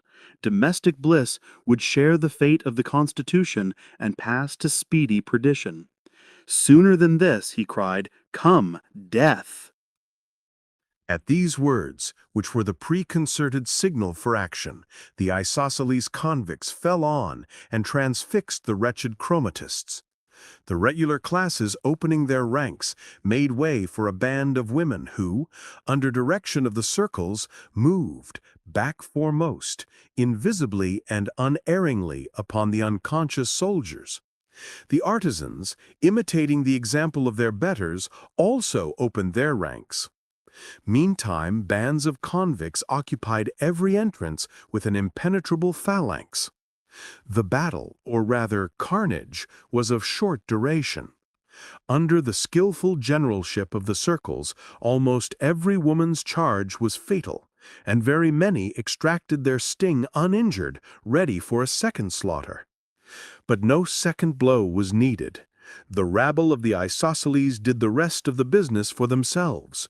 Surprised, leaderless, attacked in front by invisible foes, and finding egress cut off by the convicts behind them, they at once, after their manner, lost all presence of mind, and raised the cry of treachery. This sealed their fate. Every isosceles now saw and felt a foe in every other. In half an hour, not one of that vast multitude was living, and the fragments of 70,000 of the criminal class, slain by one another's angles, attested the triumph of order. The circles delayed not to push their victory to the uttermost. The workingmen they spared but decimated. The militia of the equilaterals was at once called out, and every triangle suspected of irregularity on reasonable grounds was destroyed by court-martial, without the formality of exact measurement by the social board. The homes of the military and artisan classes were inspected in a course of visitations extending through upwards of a year. And during that period, every town, village, and hamlet was systematically purged of that excess of the lower orders which had been brought about by the neglect to pay the tribute of criminals to the schools and university, and by the violation of the other natural laws of the Constitution of Flatland. Thus, the balance of classes was again restored. Needless to say that henceforth the use of color was abolished and its possession prohibited. Even the utterance of any word denoting color, except by the circles or by qualified scientific teachers, was punished by a severe penalty. Only at our university, in some of the very highest and most esoteric classes, which I myself have never been privileged to attend, it is understood that the sparing use of color is still sanctioned for the purpose of illustrating some of the deeper problems of mathematics. But of this I can only speak from hearsay. Elsewhere in Flatland, color is now non-existent. The art of making it is known to only one living person, the chief circle for the time being, and by him it is handed down on his deathbed to none but his successor. One manufactory alone produces it, and, lest the secret should be betrayed, the workmen are annually consumed and fresh ones introduced. So great is the terror with which even now our aristocracy looks back to the far distant days of the agitation for the Universal Color Bill. Section 11. Concerning our priests. It is high time that I should pass from these brief and discursive notes about things in Flatland to the central event of this book, my initiation into the mysteries of space. That is my subject. All that has gone before is merely preface. For this reason, I must omit many matters of which the explanation would not, I flatter myself, be without interest for my readers. As, for example, our method of propelling and stopping ourselves, although destitute of feet, the means by which we give fixity to structures of wood, stone, or brick, although of course we have no hands, nor can we lay foundations as you can, nor avail ourselves of the lateral pressure of the earth. The manner in which the rain originates in the intervals between our various zones, so that the northern regions do not intercept the moisture from falling on the southern, the nature of our hills and mines, our trees and vegetables, our seasons and harvests, our alphabet and method of writing, adapted to our linear tablets. These and 100 other details of our physical existence I must pass over, nor do I mention them now, except to indicate to my readers that their omission proceeds not from forgetfulness on the part of the author, but from his regard for the time of the reader. Yet before I proceed to my legitimate subject, some few final remarks will no doubt be expected by my readers upon those pillars and mainstays of the constitution of Flatland, the controllers of our conduct and shapers of our destiny, the objects of universal homage and almost of adoration. Need I say that I mean our circles or priests? When I call them priests, let me not be understood as meaning no more than the term denotes with you. With us, our priests are administrators of all business, art, and science, directors of trade, commerce, generalship, architecture, engineering, education, statesmanship, morality, theology. Doing nothing themselves, they are the causes of everything worth doing that is done by others. Although popularly everyone called a circle is deemed a circle, yet among the better educated classes it is known that no circle is really a circle, but only a polygon with a very large number of very small sides. In proportion to the number of the sides, the polygon approximates to a circle, and when the number is very great, say for example 300 or 400, it is extremely difficult for the most delicate touch to feel any polygonal angles. Let me say rather, it would be difficult, for, as I have shown above, recognition by feeling is unknown among the highest society, and to feel a circle would be considered a most audacious insult. This habit of abstention from feeling in the best society enables a circle the more easily to sustain the veil of mystery in which, from his earliest years, he is wont to enwrap the exact nature of his perimeter or circumference. 3 feet being the average perimeter, it follows that in a polygon of 300 sides, each side will be no more than the 100th part of a foot in length, or little more than the 10th part of an inch. And in a polygon of 600 or 700 sides, the sides are little larger than the diameter of a Spaceland pinhead. It is always assumed, by courtesy, that the chief circle for the time being has 10,000 sides. The ascent of the posterity of the circles in the social scale is not restricted, as it is among the lower regular classes, by the law of nature which limits the increase of sides to 1 in each generation. If it were so, the number of sides in a circle would be a mere question of pedigree and arithmetic, and the 497th descendant of an equilateral triangle would necessarily be a polygon with 500 sides. But this is not the case. Nature's law prescribes 2 antagonistic decrees affecting circular propagation. First, that as the race climbs higher in the scale of development, so development shall proceed at an accelerated pace. Second, that in the same proportion, the race shall become less fertile. Consequently, in the home of a polygon of 400 or 500 sides, it is rare to find a son. More than one is never seen. On the other hand, the son of a 500-sided polygon has been known to possess 550 or even 600 sides. Art also steps in to help the process of the higher evolution.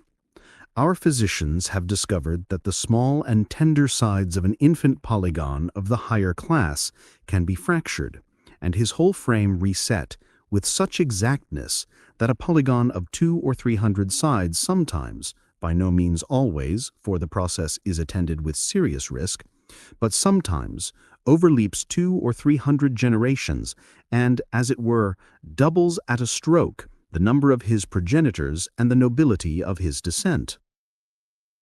Many a promising child is sacrificed in this way. Scarcely 1 out of 10 survives. Yet so strong is the parental ambition among those polygons, who are, as it were, on the fringe of the circular class, that it is very rare to find a nobleman of that position in society who has neglected to place his firstborn son in the circular neotherapeutic gymnasium before he has attained the age of a month. 1 year determines success or failure. At the end of that time, the child has, in all probability, added one more to the tombstones that crowd the neotherapeutic cemetery, but on rare occasions a glad procession bears back the little one to his exultant parents, no longer a polygon, but a circle, at least by courtesy. And a single instance of so blessed a result induces multitudes of polygonal parents to submit to similar domestic sacrifices, which have a dissimilar issue. Section 12. Of the doctrine of our priests. As to the doctrine of the circles, it may be briefly summed up in a single maxim: attend to your configuration. Whether political, ecclesiastical, or moral, all their teaching has for its object the improvement of individual and collective configuration, with special reference, of course, to the configuration of the circles, to which all other objects are subordinated. It is the merit of the circles that they have effectually suppressed those ancient heresies which led men to waste energy and sympathy in the vain belief that conduct depends upon will, effort, training, encouragement, praise, or anything else but configuration. It was Pantacyclus, the illustrious circle mentioned above as the queller of the color revolt, who first convinced mankind that configuration makes the man, that if, for example, you are born an isosceles with two uneven sides, you will assuredly go wrong unless you have them made even, for which purpose you must go to the isosceles hospital.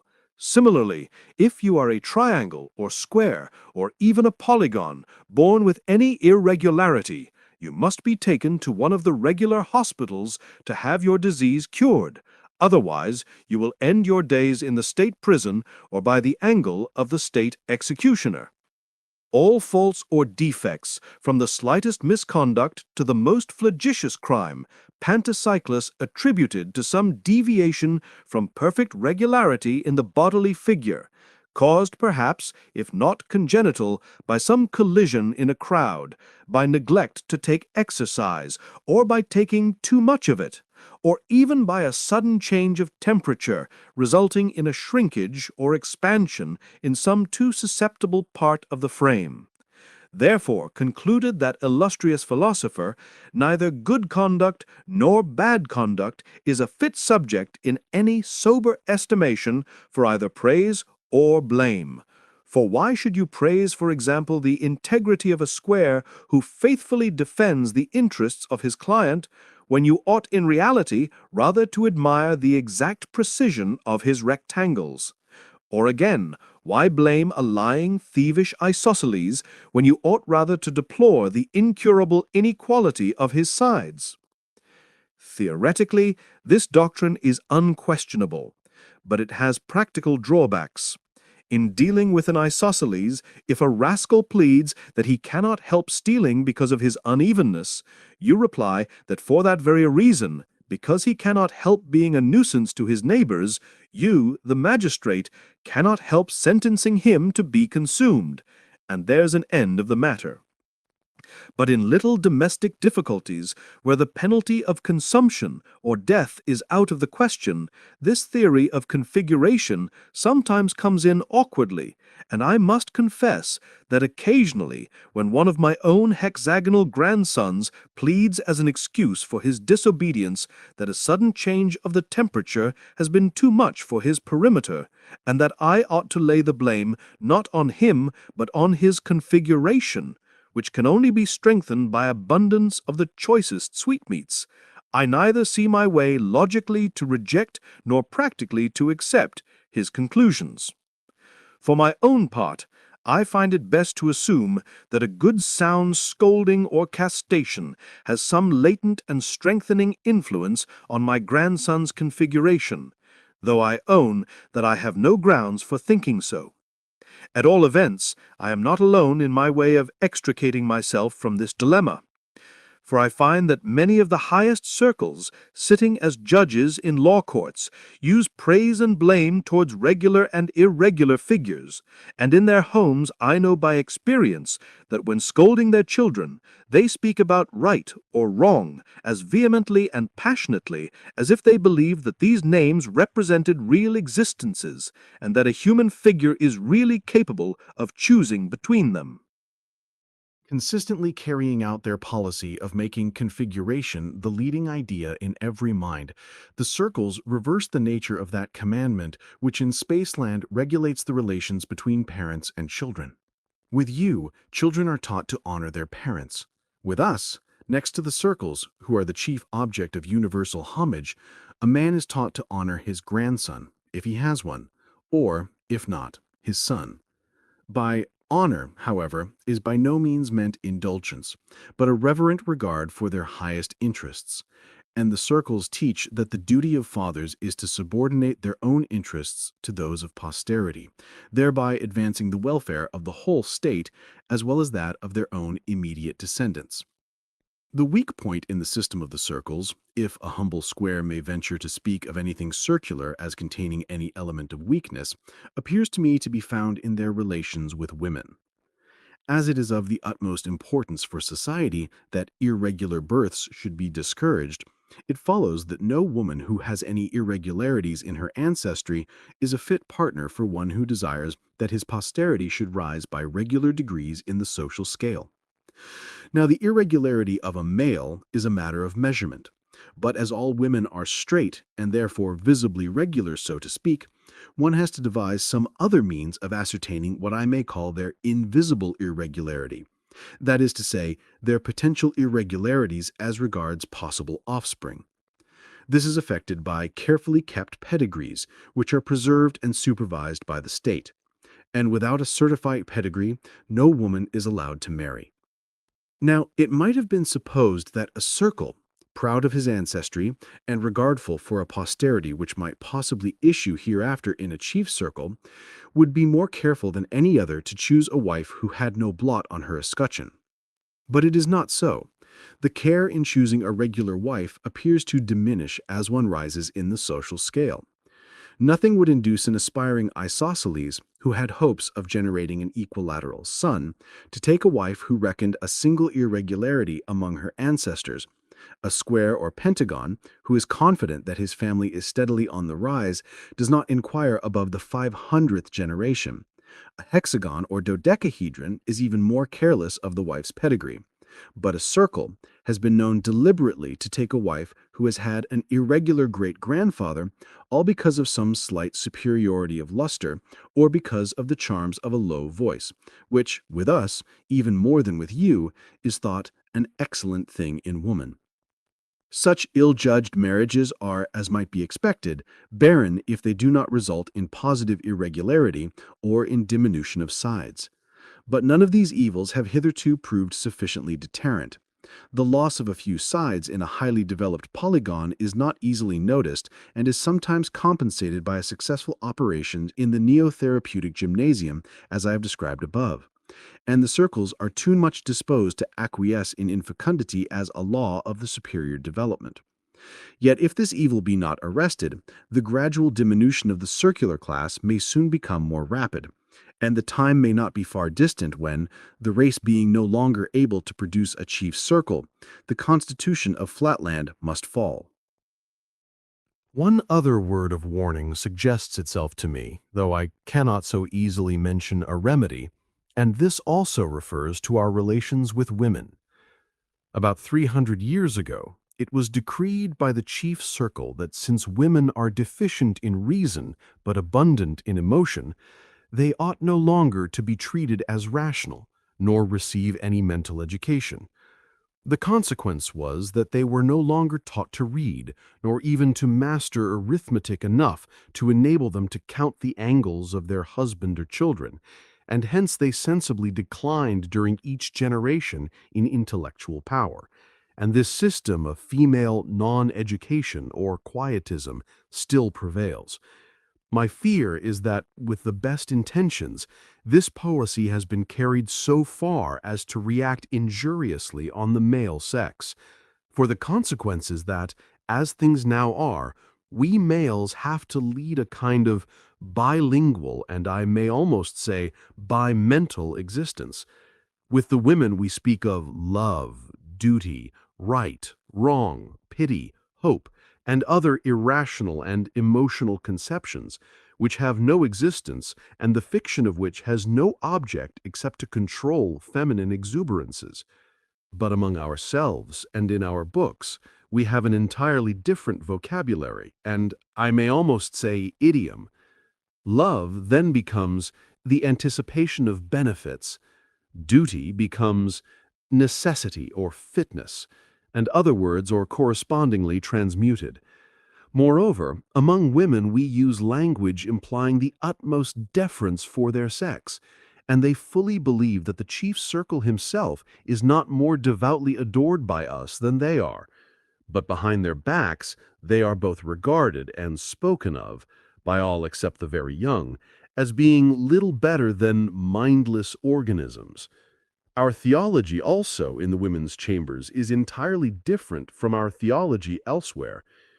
Now my humble fear is that this double training, in language as well as in thought, imposes somewhat too heavy a burden upon the young, especially when, at the age of 3 years old, they are taken from the maternal care and taught to unlearn the old language, except for the purpose of repeating it in the presence of their mothers and nurses, and to learn the vocabulary and idiom of science.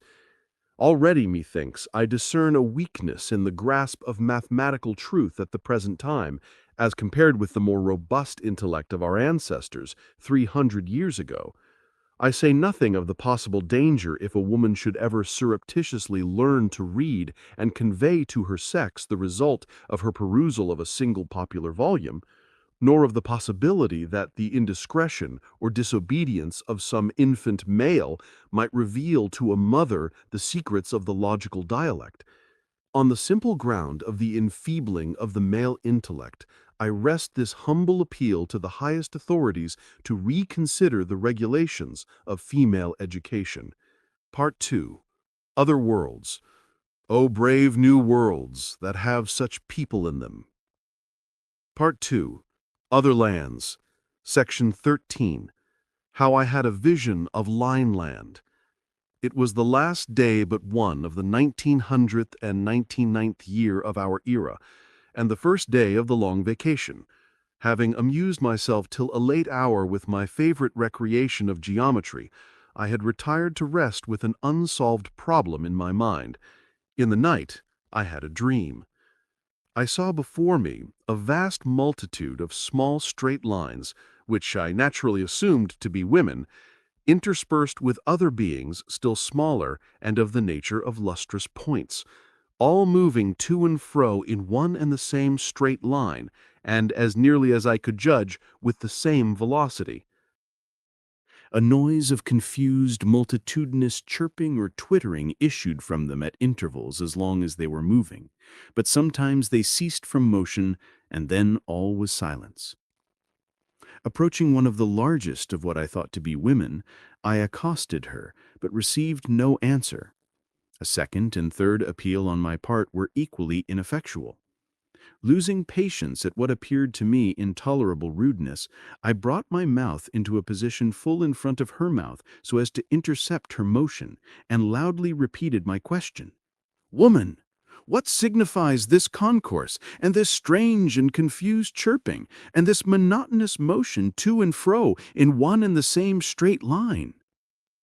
"I am no woman," replied the small line. "I am the monarch of the world.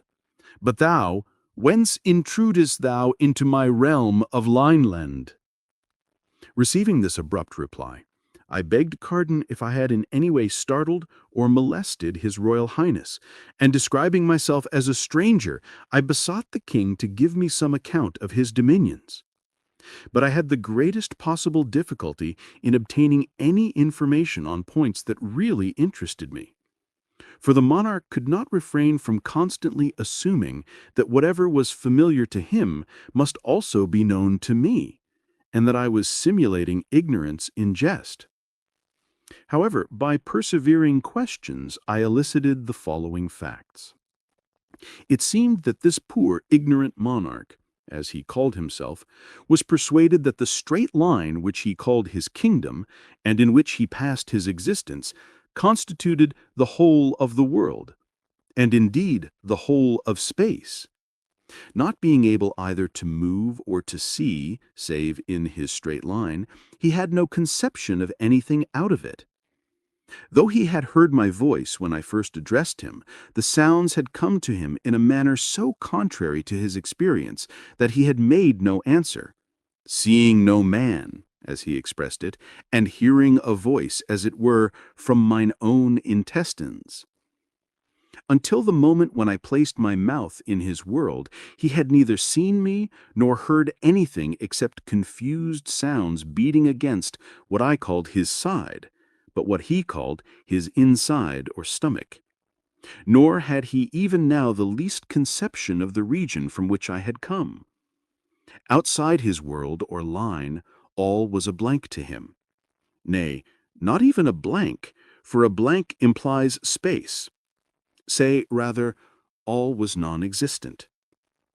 His subjects, of whom the small lines were men and the points women, were all alike confined in motion and eyesight to that single straight line, which was their world. It need scarcely be added that the whole of their horizon was limited to a point, nor could anyone ever see anything but a point. Man, woman, child, thing, each was a point to the eye of a linelander. Only by the sound of the voice could sex or age be distinguished. Moreover, as each individual occupied the whole of the narrow path, so to speak, which constituted his universe, and no one could move to the right or left to make way for passers-by, it followed that no linelander could ever pass another. Once neighbors, always neighbors. Neighborhood with them was like marriage with us. Neighbors remained neighbors till death did them part. Such a life, with all vision limited to a point, and all motion to a straight line, seemed to me inexpressibly dreary, and I was surprised to note the vivacity and cheerfulness of the king. Wondering whether it was possible, amid circumstances so unfavorable to domestic relations, to enjoy the pleasures of conjugal union, I hesitated for some time to question His Royal Highness on so delicate a subject. But at last I plunged into it by abruptly inquiring as to the health of his family. "My wives and children," he replied, "are well and happy." Staggered at this answer, for in the immediate proximity of the monarch, as I had noted in my dream before I entered Lineland, there were none but men, I ventured to reply, "Pardon me, but I cannot imagine how your Royal Highness can at any time either see or approach their Majesties when there are at least half a dozen intervening individuals whom you can neither see through nor pass by. Is it possible that in Lineland proximity is not necessary for marriage and for the generation of children?" "How can you ask so absurd a question?" replied the monarch. "If it were indeed as you suggest, the universe would soon be depopulated. No, no, neighborhood is needless for the union of hearts, and the birth of children is too important a matter to have been allowed to depend upon such an accident as proximity. You cannot be ignorant of this. Yet since you are pleased to affect ignorance, I will instruct you as if you were the veriest baby in Lineland. Know, then, that marriages are consummated by means of the faculty of sound and the sense of hearing. You are of course aware that every man has 2 mouths, or voices, as well as 2 eyes, a bass at one and a tenor at the other of his extremities. I should not mention this but that I have been unable to distinguish your tenor in the course of our conversation.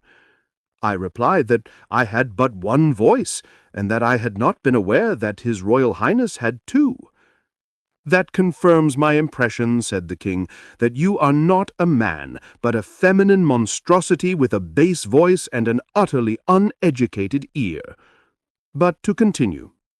Nature herself having ordained that every man should wed two wives. Why two? Asked I. You carry your affected simplicity too far, he cried. How can there be a completely harmonious union without the combination of the four in one, viz., the bass and tenor of the man and the soprano and contralto of the two women? But, supposing, said I, that a man should prefer one wife, or three. It is impossible, he said. It is as inconceivable as that 2 and 1 should make 5, or that the human eye should see a straight line. I would have interrupted him, but he proceeded as follows. Once in the middle of each week, a law of nature compels us to move to and fro with a rhythmic motion of more than usual violence, which continues for the time you would take to count 101. In the midst of this choral dance, at the 51st pulsation, the inhabitants of the universe pause in full career, and each individual sends forth his richest, fullest, sweetest strain. It is in this decisive moment that all our marriages are made.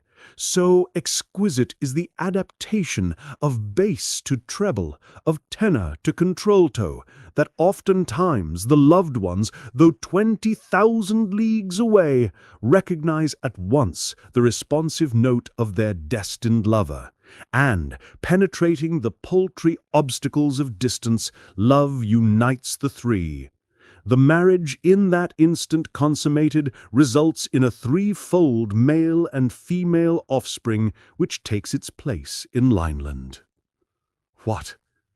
Always threefold? Said I. Must one wife then always have twins? Bass-voiced monstrosity, yes, replied the king. How else could the balance of the sexes be maintained if 2 girls were not born for every boy? Would you ignore the very alphabet of nature? He ceased, speechless for fury, and some time elapsed before I could induce him to resume his narrative. You will not, of course, suppose that every bachelor among us finds his mates at the first wooing in this universal marriage chorus. On the contrary, the process is by most of us many times repeated. Few are the hearts whose happy lot it is at once to recognize in each other's voices the partner intended for them by Providence, and to fly into a reciprocal and perfectly harmonious embrace. With most of us, the courtship is of long duration. The wooer's voices may perhaps accord with one of the future wives, but not with both, or not, at first, with either. Or the soprano and contralto may not quite harmonize. In such cases, nature has provided that every weekly chorus shall bring the 3 lovers into closer harmony. Each trial of voice, each fresh discovery of discord, almost imperceptibly induces the less perfect to modify his or her vocal utterance so as to approximate to the more perfect. And after many trials and many approximations, the result is at last achieved.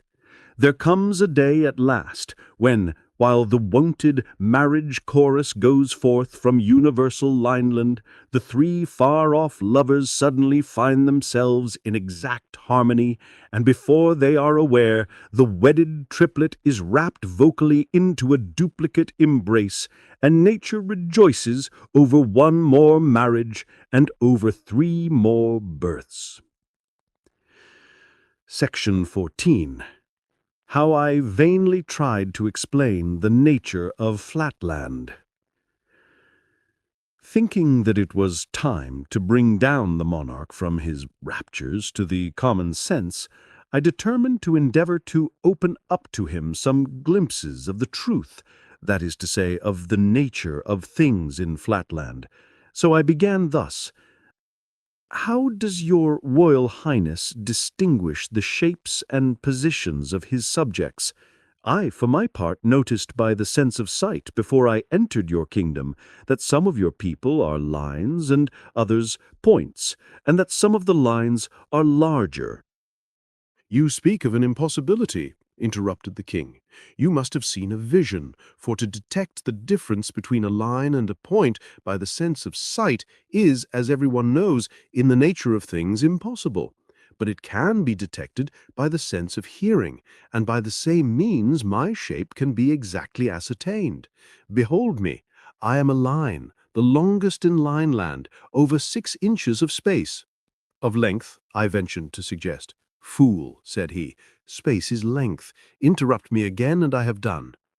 I apologized, but he continued scornfully, Since you are impervious to argument, you shall hear with your ears how by means of my 2 voices I reveal my shape to my wives, who are at this moment 6,000 miles, 70 yards, 2 feet 8 inches away, the one to the north, the other to the south. Listen, I call to them. He chirruped, and then complacently continued, My wives at this moment receiving the sound of one of my voices, closely followed by the other, and perceiving that the latter reaches them after an interval in which sound can traverse 6.457 inches, infer that one of my mouths is 6.457 inches further from them than the other, and accordingly know my shape to be 6.457 inches. But you will of course understand that my wives do not make this calculation every time they hear my 2 voices. They made it once for all before we were married, but they could make it at any time, and in the same way I can estimate the shape of any of my male subjects by the sense of sound. But how, said I, if a man feigns a woman's voice with one of his 2 voices, or so disguises his southern voice that it cannot be recognized as the echo of the northern? May not such deceptions cause great inconvenience, and have you no means of checking frauds of this kind by commanding your neighboring subjects to feel one another? This, of course, was a very stupid question, for feeling could not have answered the purpose, but I asked with the view of irritating the monarch, and I succeeded perfectly. What, he cried in horror, explain your meaning. Feel, touch, come into contact. If you mean by feeling, said the king, approaching so close as to leave no space between 2 individuals, know, stranger, that this offense is punishable in my dominions by death, and the reason is obvious. The frail form of a woman, being liable to be shattered by such an approximation, must be preserved by the state.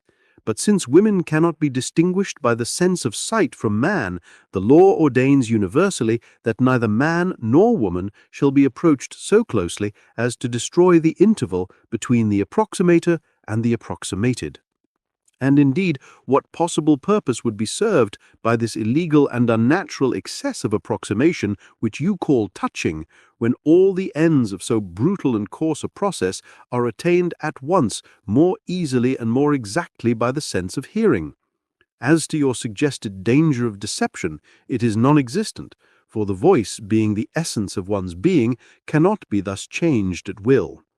But come, suppose that I had the power of passing through solid things, so that I could penetrate my subjects, one after another, even to the number of 1,000,000,000, verifying the size and distance of each by the sense of feeling, how much time and energy would be wasted in this clumsy and inaccurate method? Whereas now, in one moment of audition, I take, as it were, the census and statistics, local, corporal, mental, and spiritual, of every living being in Lineland. Hark, only hark. So saying, he paused and listened, as if in an ecstasy, to a sound which seemed to me no better than a tiny chirping from an innumerable multitude of Lilliputian grasshoppers.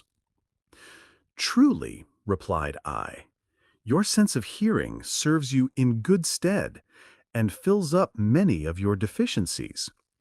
But permit me to point out that your life in Lineland must be deplorably dull. To see nothing but a point, not even to be able to contemplate a straight line, nay, not even to know what a straight line is. To see yet to be cut off from those linear prospects which are vouchsafed to us in Flatland. Better surely to have no sense of sight at all than to see so little. I grant you, I have not your discriminative faculty of hearing, for the concert of all lineland, which gives you such intense pleasure, is to me no better than a multitudinous twittering or chirping. But at least I can discern, by sight, a line from a point, and let me prove it. Just before I came into your kingdom, I saw you dancing from left to right, and then from right to left, with 7 men and a woman in your immediate proximity on the left, and 8 men and 2 women on your right. Is this not correct? It is correct, said the king, so far as the numbers and sexes are concerned, though I know not what you mean by right and left. But I deny that you saw these things. For how could you see the line, that is to say, the inside of any man? But you must have heard these things, and then dreamed that you saw them. And let me ask what you mean by those words, left and right. I suppose it is your way of saying northward and southward. Not so, replied I. Besides your motion of northward and southward, there is another motion which I call from left to right. Exhibit to me, if you please, this motion from left to right. Nay, that I cannot do, unless you could step out of your line altogether. Out of my line? Do you mean out of the world? Out of space? Well, yes, out of your world, out of your space. For your space is not the true space. True space is a plane, but your space is only a line. If you cannot indicate this motion from left to right by yourself moving in it, then I beg you to describe it to me in words. If you cannot tell your right side from my left, I fear that no words of mine can make my meaning clear to you. But surely you cannot be ignorant of so simple a distinction. I do not in the least understand you. Alas, how shall I make it clear? When you move straight on, does it not sometimes occur to you that you could move in some other way, turning your eye round so as to look in the direction towards which your side is now fronting? In other words, instead of always moving in the direction of one of your extremities, do you never feel a desire to move in the direction, so to speak, of your side? Never. And what do you mean? How can a man's inside front in any direction? Or how can a man move in the direction of his inside? Well then, since words cannot explain the matter, I will try deeds, and will move gradually out of lineland in the direction which I desire to indicate to you. At the word, I began to move my body out of lineland. As long as any part of me remained in his dominion and in his view, the king kept exclaiming, I see you still, you are not moving. But when I had at last moved myself out of his line, he cried in his shrillest voice, She is vanished, she is dead. I am not dead, replied I. I am simply out of lineland, that is to say, out of the straight line which you call space, and in the true space, where I can see things as they are. And at this moment I can see your line, or side, or inside, as you are pleased to call it. And I can also see the men and women on the north and south of you, whom I will now enumerate, describing their order, their size, and the interval between each. When I had done this at great length, I cried triumphantly, Does this at last convince you? And with that I once more entered lineland, taking up the same position as before. But the monarch replied, If you were a man of sense, though as you appear to have only one voice, I have little doubt you are not a man but a woman. But if you had a particle of sense, you would listen to reason. You ask me to believe that there is another line besides that which my senses indicate, and another motion besides that of which I am daily conscious. I, in return, ask you to describe in words or indicate by motion that other line of which you speak. Instead of moving, you merely exercise some magic art of vanishing and returning to sight, and instead of any lucid description of your new world, you simply tell me the numbers and sizes of some 40 of my retinue, facts known to any child in my capital. Can anything be more irrational or audacious? Acknowledge your folly or depart from my dominions. Furious at his perversity, and especially indignant that he professed to be ignorant of my sex, I retorted in no measured terms, "Besotted being, you think yourself the perfection of existence, while you are in reality the most imperfect and imbecile. You profess to see, whereas you can see nothing but a point. You plume yourself on inferring the existence of a straight line, but I can see straight lines and infer the existence of angles, triangles, squares, pentagons, hexagons, and even circles. Why waste more words? Suffice it that I am the completion of your incomplete self. You are a line, but I am a line of lines, called in my country a square. And even I, infinitely superior though I am to you, am of little account among the great nobles of Flatland, whence I have come to visit you in the hope of enlightening your ignorance." Hearing these words, the king advanced towards me with a menacing cry, as if to pierce me through the diagonal. And in that same moment there arose from myriads of his subjects a multitudinous war-cry, increasing in vehemence, till at last methought it rivaled the roar of an army of 100,000 isosceles and the artillery of 1,000 pentagons. Spellbound and motionless, I could neither speak nor move to avert the impending destruction. And still the noise grew louder, and the king came closer, when I awoke to find the breakfast bell recalling me to the realities of Flatland. Section 15. Concerning a stranger from Spaceland. From dreams, I proceed to facts. It was the last day of the 1900th year of our era. The pattering of the rain had long ago announced nightfall, and I was sitting in the company of my wife, musing on the events of the past and the prospects of the coming year, the coming century, the coming millennium. My 4 sons and 2 orphan grandchildren had retired to their several apartments, and my wife alone remained with me to see the old millennium out and the new one in. I was wrapped in thought, pondering in my mind some words that had casually issued from the mouth of my youngest grandson, a most promising young hexagon of unusual brilliancy and perfect angularity. His uncles and I had been giving him his usual practical lesson in sight recognition, turning ourselves upon our centers, now rapidly, now more slowly, and questioning him as to our positions, and his answers had been so satisfactory that I had been induced to reward him by giving him a few hints on arithmetic as applied to geometry. Taking 9 squares, each an inch every way, I had put them together so as to make one large square with a side of 3 inches, and I had hence proved to my little grandson that, though it was impossible for us to see the inside of the square, yet we might ascertain the number of square inches in a square by simply squaring the number of inches in the side. And thus, said I, we know that 3 squared, or 9, represents the number of square inches in a square whose side is 3 inches long. The little hexagon meditated on this a while, and then said to me, "But you have been teaching me to raise numbers to the 3rd power.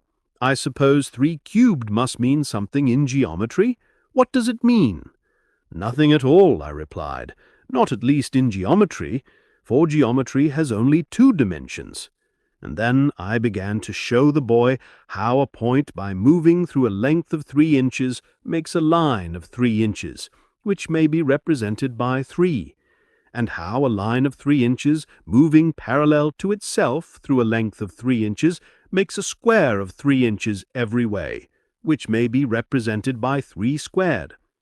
Upon this, my grandson, again returning to his former suggestion, took me up rather suddenly and exclaimed, "Well then, if a point by moving 3 inches makes a line of 3 inches, represented by 3, and if a straight line of 3 inches moving parallel to itself makes a square of 3 inches every way, represented by 3 squared, it must be that a square of 3 inches every way, moving somehow parallel to itself, but I don't see how, must make a something else, but I don't see what, of 3 inches every way, and this must be represented by 3 cubed.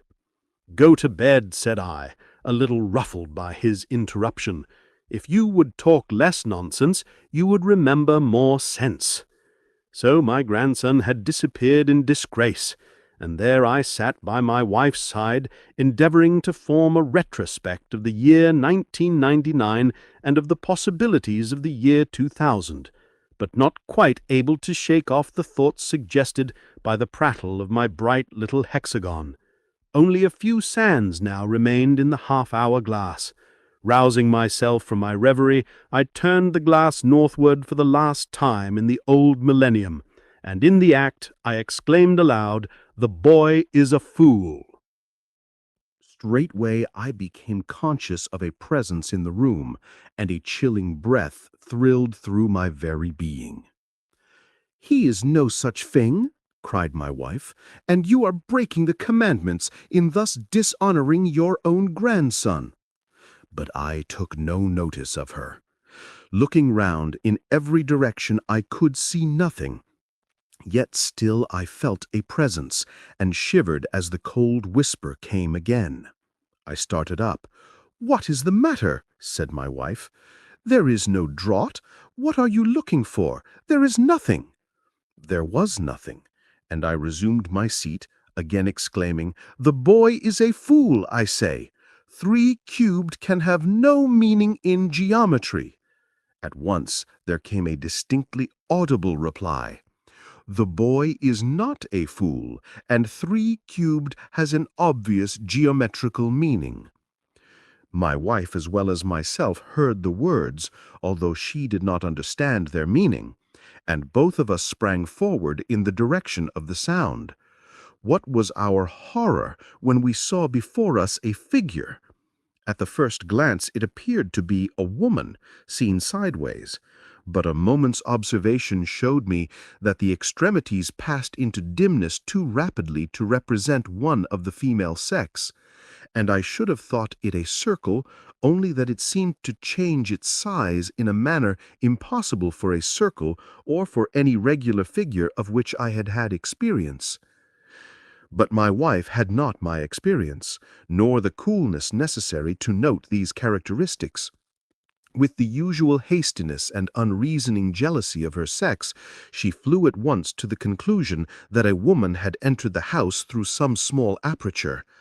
"How comes this person here?" she exclaimed. "You promised me, my dear, that there should be no ventilators in our new house." "Nor are there any," said I. "But what makes you think that the stranger is a woman? I see by my power of sight recognition—" "Oh, I have no patience with your sight recognition. Feeling is believing, and a straight line to the touch is worth a circle to the sight." 2 proverbs very common with the frailer sex in Flatland. "Well," said I, for I was afraid of irritating her, "demand an introduction." Assuming her most gracious manner, my wife advanced towards the stranger. "Permit me, madam, to feel and be felt by—" Then suddenly recoiling, "Oh, it is not a woman, and there are no angles either, not a trace of one. Can it be that I have so misbehaved to a perfect circle?" "I am indeed in a certain sense a circle, and a more perfect circle than any in Flatland. But to speak more accurately, I am many circles in one." Then he added more mildly, I have a message, dear madam, to your husband, which I must not deliver in your presence, and if you would suffer us to retire for a few minutes. But my wife would not listen to the proposal that our august visitors should so incommode himself, and assuring the circle that the hour for her own retirement had long passed, with many reiterated apologies for her recent indiscretion, she at last retreated to her apartment. I glanced at the half-hour glass. The last sands had fallen. The second millennium had begun. Section 16. How the stranger vainly endeavored to reveal to me in words the mysteries of Spaceland. As soon as the sound of my wife's retreating footsteps had died away, I began to approach the stranger with the intention of taking a nearer view and of bidding him be seated. But his appearance struck me dumb and motionless with astonishment. Without the slightest symptoms of angularity, he nevertheless varied every instant with gradations of size and brightness scarcely possible for any figure within the scope of my experience. The thought flashed across me that I might have before me a burglar or cutthroat, some monstrous, irregular isosceles, who by feigning the voice of a circle had obtained admission somehow into the house, and was now preparing to stab me with his acute angle. In a sitting room, the absence of fog, and the season happened to be remarkably dry, made it difficult for me to trust to sight recognition, especially at the short distance at which I was standing. Desperate with fear, I rushed forward with an unceremonious, "You must permit me, sir," and felt him. My wife was right. There was not the trace of an angle, not the slightest roughness or inequality. Never in my life had I met with a more perfect circle. He remained motionless while I walked round him, beginning from his eye and returning to it again.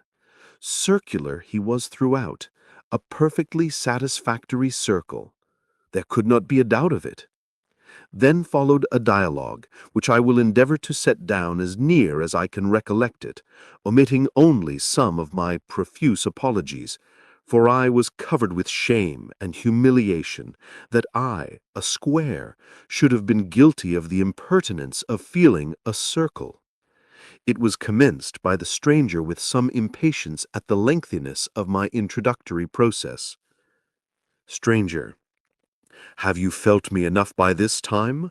Are you not introduced to me yet?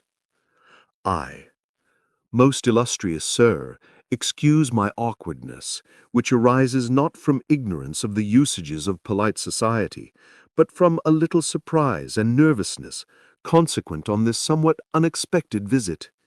And I beseech you to reveal my indiscretion to no one, and especially not to my wife. But before your lordship enters into further communications, would he deign to satisfy the curiosity of one who would gladly know whence his visitor came? Stranger: from space, sir. Whence else? I: pardon me, my lord, but is not your lordship already in space? Your lordship and his humble servant, even at this moment. Pooh! What do you know of space? Define space. I: space, my lord, is height and breadth indefinitely prolonged. Exactly. You see, you do not even know what space is. You think it is of 2 dimensions only. But I have come to announce to you a third: height, breadth, and length. I: your lordship is pleased to be merry. We also speak of length and height, or breadth and thickness, thus denoting 2 dimensions by 4 names. But I mean not only 3 names, but 3 dimensions. Would your lordship indicate or explain to me in what direction is the 3rd dimension, unknown to me? I came from it. It is up above and down below. I: my lord means seemingly that it is northward and southward. I mean nothing of the kind. I mean a direction in which you cannot look, because you have no eye in your side. I: Pardon me, my lord. A moment's inspection will convince your lordship that I have a perfect luminary at the juncture of two of my sides. Stranger, yes, but in order to see into space, you ought to have an eye not on your perimeter, but on your side. That is, on what you would probably call your inside, but we in Spaceland should call it your side. Eye. An eye in my inside. An eye in my stomach. Your lordship jests. Stranger, I am in no jesting humor. I tell you that I come from space, or, since you will not understand what space means, from the land of 3 dimensions, whence I but lately looked down upon your plane, which you call space, forsooth. From that position of advantage I discerned all that you speak of as solid, by which you mean enclosed on 4 sides, your houses, your churches, your very chests and safes, yes, even your insides and stomachs, all lying open and exposed to my view. Such assertions are easily made, my lord. Stranger, but not easily proved, you mean. But I mean to prove mine. When I descended here, I saw your 4 sons, the pentagons, each in his apartment, and your 2 grandsons, the hexagons. I saw your youngest hexagon remain a while with you, and then retire to his room, leaving you and your wife alone. I saw your isosceles servants, 3 in number, in the kitchen at supper, and the little page in the scullery. Then I came here, and how do you think I came? Through the roof, I suppose? Stranger, not so. Your roof, as you know very well, has been recently repaired, and has no aperture by which even a woman could penetrate. I tell you I come from space. Are you not convinced by what I have told you of your children and household? Your lordship must be aware that such facts touching the belongings of his humble servant might be easily ascertained by anyone in the neighborhood possessing your lordship's ample means of obtaining information. Stranger, how shall I convince him? Surely a plain statement of facts followed by ocular demonstration ought to suffice. Now, sir, listen to me. You are living on a plain. What you style Flatland is the vast level surface of what I may call a fluid, on or in the top of which you and your countrymen move about without rising above it or falling below it. I am not a plane figure, but a solid. You call me a circle, but in reality I am not a circle, but an infinite number of circles, of size varying from a point to a circle of 13 inches in diameter, one placed on the top of the other. When I cut through your plane, as I am now doing, I make in your plane a section, which you, very rightly, call a circle. For even a sphere, which is my proper name in my own country, if he manifest himself at all to an inhabitant of Flatland, must needs manifest himself as a circle. Do you not remember? For I who see all things discerned last night the phantasmal vision of Lineland written upon your brain. Do you not remember, I say, how, when you entered the realm of Lineland, you were compelled to manifest yourself to the king, not as a square, but as a line, because that linear realm had not dimensions enough to represent the whole of you, but only a slice or section of you. In precisely the same way, your country of 2 dimensions is not spacious enough to represent me, a being of 3, but can only exhibit a slice or section of me, which is what you call a circle.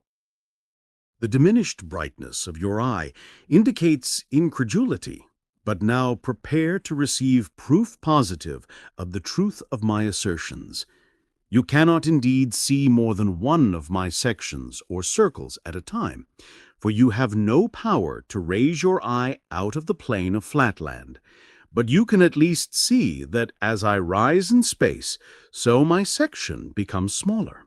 See now, I will rise, and the effect upon your eye will be that my circle will become smaller and smaller till it dwindles to a point and finally vanishes.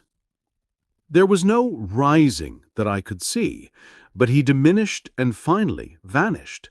I winked once or twice to make sure that I was not dreaming, but it was no dream, for from the depths of nowhere came forth a hollow voice, close to my heart it seemed.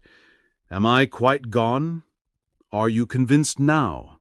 Well, now I will gradually return to Flatland, and you shall see my section become larger and larger. Every reader in Spaceland will easily understand that my mysterious guest was speaking the language of truth and even of simplicity. But to me, proficient though I was in Flatland mathematics, it was by no means a simple matter. The rough diagram given above will make it clear to any Spaceland child that the sphere, ascending in the 3 positions indicated there, must needs have manifested himself to me, or to any Flatlander, as a circle, at first of full size, then small, and at last very small indeed, approaching to a point. But to me, although I saw the facts before me, the causes were as dark as ever. All that I could comprehend was that the circle had made himself smaller and vanished, and that he had now reappeared and was rapidly making himself larger. When he had regained his original size, he heaved a deep sigh, for he perceived by my silence that I had altogether failed to comprehend him. And indeed I was now inclining to the belief that he must be no circle at all, but some extremely clever juggler, or else that the old wives' tales were true, and that after all there were such people as enchanters and magicians. After a long pause he muttered to himself, "One resource alone remains if I am not to resort to action. I must try the method of analogy." Then followed a still longer silence, after which he continued our dialogue. Sphere. Tell me, Mr. Mathematician, if a point moves northward and leaves a luminous wake, what name would you give to the wake? I. A straight line. Sphere. And a straight line has how many extremities? I. 2. Sphere. Now conceive the northward straight line moving parallel to itself, east and west, so that every point in it leaves behind it the wake of a straight line. What name will you give to the figure thereby formed? We will suppose that it moves through a distance equal to the original straight line. What name, I say? I. A square. Sphere. And how many sides has a square, and how many angles? I. 4 sides and 4 angles. Sphere. Now stretch your imagination a little and conceive a square in Flatland moving parallel to itself upward. I. What? Sphere. No, not northward, upward, out of Flatland altogether. I mean that every point in you, for you are a square and will serve the purpose of my illustration, every point in you, that is to say in what you call your inside, is to pass upwards through space in such a way that no point shall pass through the position previously occupied by any other point, but each point shall describe a straight line of its own. This is all in accordance with analogy. Surely it must be clear to you. Restraining my impatience, for I was now under a strong temptation to rush blindly at my visitor and to precipitate him into space or out of Flatland, anywhere, so that I could get rid of him, I replied, "And what may be the nature of the figure which I am to shape out by this motion, which you are pleased to denote by the word upward? I presume it is describable in the language of Flatland." Sphere. Oh, certainly. It is all plain and simple, and in strict accordance with analogy. Only, by the way, you must not speak of the result as being a figure, but as a solid. But I will describe it to you, or rather, not I, but analogy. We began with a single point, which, of course, being itself a point, has only one terminal point. One point produces a line with two terminal points. One line produces a square with four terminal points. Now you can yourself give the answer to your own question. 1, 2, 4 are evidently in geometrical progression. What is the next number? 8. Sphere. Exactly. The one square produces a something which you do not as yet know a name for, but which we call a cube with 8 terminal points. Now are you convinced? And has this creature sides as well as angles, or what you call terminal points? Sphere. Of course, and all according to analogy. But by the way, not what you call sides, but what we call sides. You would call them solids. And how many solids or sides will appertain to this being, whom I am to generate by the motion of my inside in an upward direction, and whom you call a cube? Sphere. How can you ask? And you a mathematician? The side of anything is always, if I may so say, one dimension behind the thing. Consequently, as there is no dimension behind a point has 0 sides. A line, if I may so say, has 2 sides, for the points of a line may be called by courtesy its sides. A square has 4 sides. 0, 2, 4. What progression do you call that? Arithmetical. Sphere. And what is the next number? 6. Sphere. Exactly. Then you see you have answered your own question. The cube which you will generate will be bounded by 6 sides, that is to say, 6 of your insides. You see it all now, eh? Monster, I shrieked. Be thou juggler, enchanter, dream, or devil, no more will I endure thy mockeries. Either thou or I must perish. And saying these words, I precipitated myself upon him. Section 17. How the sphere, having in vain tried words, resorted to deeds. It was in vain. I brought my hardest right angle into violent collision with the stranger, pressing on him with a force sufficient to have destroyed any ordinary circle. But I could feel him slowly and unarrestably slipping from my contact, not edging to the right nor to the left, but moving somehow out of the world and vanishing to nothing. Soon there was a blank, but I still heard the intruder's voice. Sphere, why will you refuse to listen to reason? I had hoped to find in you, as being a man of sense and an accomplished mathematician, a fit apostle for the gospel of the 3 dimensions, which I am allowed to preach once only in 1,000 years. But now I know not how to convince you. Stay, I have it. Deeds and not words shall proclaim the truth. Listen, my friend. I have told you I can see from my position in space the inside of all things that you consider closed. For example, I see in yonder cupboard, near which you are standing, several of what you call boxes, but like everything else in Flatland, they have no tops nor bottoms, full of money. I see also 2 tablets of accounts. I am about to descend into that cupboard and to bring you one of those tablets. I saw you lock the cupboard half an hour ago, and I know you have the key in your possession. But I descend from space. The doors, you see, remain unmoved. Now I am in the cupboard, and I'm taking the tablet. Now I have it. Now I ascend with it. I rushed to the closet and dashed the door open. One of the tablets was gone. With a mocking laugh, the stranger appeared in the other corner of the room, and at the same time the tablet appeared upon the floor. I took it up. There could be no doubt. It was the missing tablet. I groaned with horror, doubting whether I was not out of my senses, but the stranger continued. Surely you must now see that my explanation and no other suits the phenomena. What you call solid things are really superficial. What you call space is really nothing but a great plane. I am in space and look down upon the insides of the things of which you only see the outsides. You could leave this plane yourself if you could but summon up the necessary volition. A slight upward or downward motion would enable you to see all that I can see. The higher I mount and the further I go from your plane, the more I can see, though of course I see it on a smaller scale.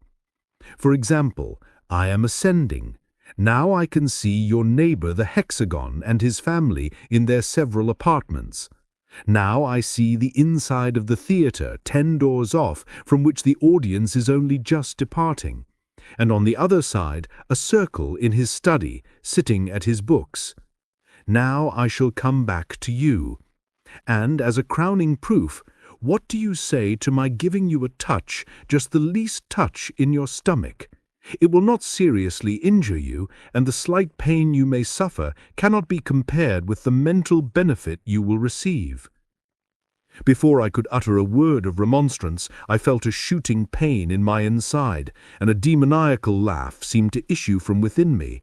A moment afterwards, the sharp agony had ceased, leaving nothing but a dull ache behind, and the stranger began to reappear, saying, as he gradually increased in size, "There, I have not hurt you much, have I? If you are not convinced now, I don't know what will convince you. What say you?" My resolution was taken. It seemed intolerable that I should endure existence subject to the arbitrary visitations of a magician who could thus play tricks with one's very stomach. If only I could in any way manage to pin him against the wall till help came. Once more I dashed my hardest angle against him, at the same time alarming the whole household by my cries for aid.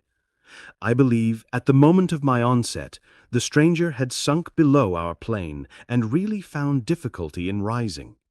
In any case, he remained motionless, while I, hearing, as I thought, the sound of some help approaching, pressed against him with redoubled vigor, and continued to shout for assistance. A convulsive shudder ran through the sphere. "This must not be," I thought I heard him say. "Either he must listen to reason, or I must have recourse to the last resort of civilization." Then, addressing me in a louder tone, he hurriedly exclaimed, "Listen, no stranger must witness what you have witnessed. Send your wife back at once before she enters the apartment. The gospel of 3 dimensions must not be thus frustrated. Not thus must the fruits of 1,000 years of waiting be thrown away. I hear her coming. Back, back, away from me, or you must go with me, whither you know not, into the land of 3 dimensions. "Fool, madman, irregular," I exclaimed, "never will I release thee. Thou shalt pay the penalty of thine impostures." "Ha! Is it come to this?" thundered the stranger. "Then meet your fate. Out of your plane you go. Once, twice, thrice, 'tis done." An unspeakable horror seized me. There was a darkness, then a dizzy, sickening sensation of sight that was not like seeing. I saw a line that was no line, space that was not space. I was myself and not myself. When I could find voice, I shrieked aloud in agony. "Either this is madness or it is hell." "It is neither," calmly replied the voice of the sphere. "It is knowledge, it is 3 dimensions. Open your eye once again and try to look steadily." I looked, and behold a new world.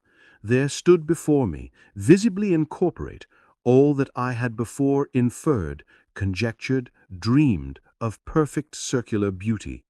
What seemed the center of the stranger's form lay open to my view, yet I could see no heart, nor lungs, nor arteries, only a beautiful, harmonious something for which I had no words.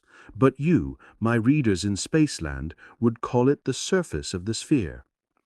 Prostrating myself mentally before my guide, I cried, "How is it, O divine ideal of consummate loveliness and wisdom, that I see thy inside, and yet cannot discern thy heart, thy lungs, thy arteries, thy liver? What you think you see not. It is not given to you nor to any other being to behold my internal parts. I am of a different order of beings from those in Flatland. Were I a circle, you could discern my intestines, but I am a being composed, as I told you before, of many circles, the many in the one, called in this country a sphere. And just as the outside of a cube is a square, so the outside of a sphere presents the appearance of a circle." Bewildered though I was by my teacher's enigmatic utterance, I no longer chafed against it, but worshipped him in silent adoration. He continued, with more mildness in his voice, "Distress not yourself if you cannot at first understand the deeper mysteries of Spaceland. By degrees they will dawn upon you. Let us begin by casting back a glance at the region whence you came.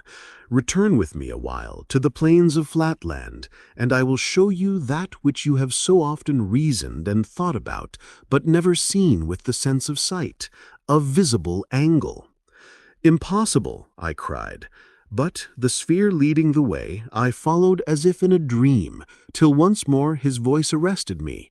"Look yonder, and behold your own pentagonal house, and all its inmates."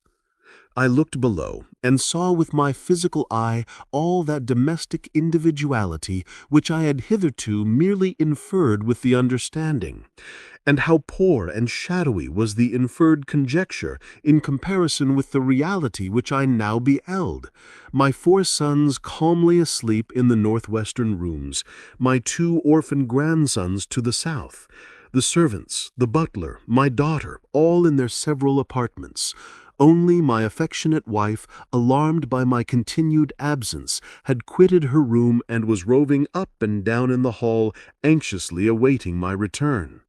Also, the page, aroused by my cries, had left his room and, under pretext of ascertaining whether I had fallen somewhere in a faint, was prying into the cabinet in my study. All this I could now see, not merely infer, and as we came nearer and nearer, I could discern even the contents of my cabinet, and the 2 chests of gold, and the tablets of which the sphere had made mention.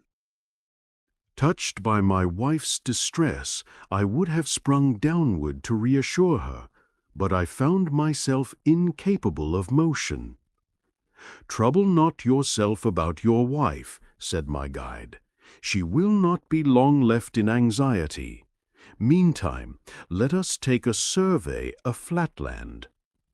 Once more I felt myself rising through space. It was even as the sphere had said. The further we receded from the object we beheld, the larger became the field of vision.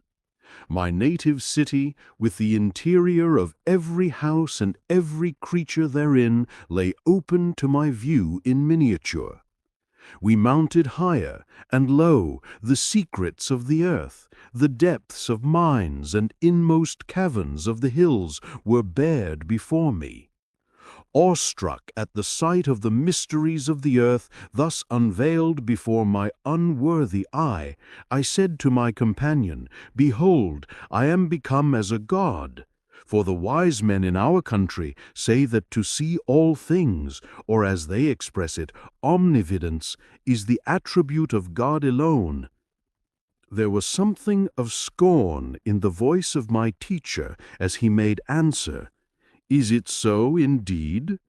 Then the very pickpockets and cutthroats of my country are to be worshipped by your wise men as being gods, for there is not one of them that does not see as much as you see now. But trust me, your wise men are wrong." I. Then is omnividence the attribute of others beside gods? Sphere.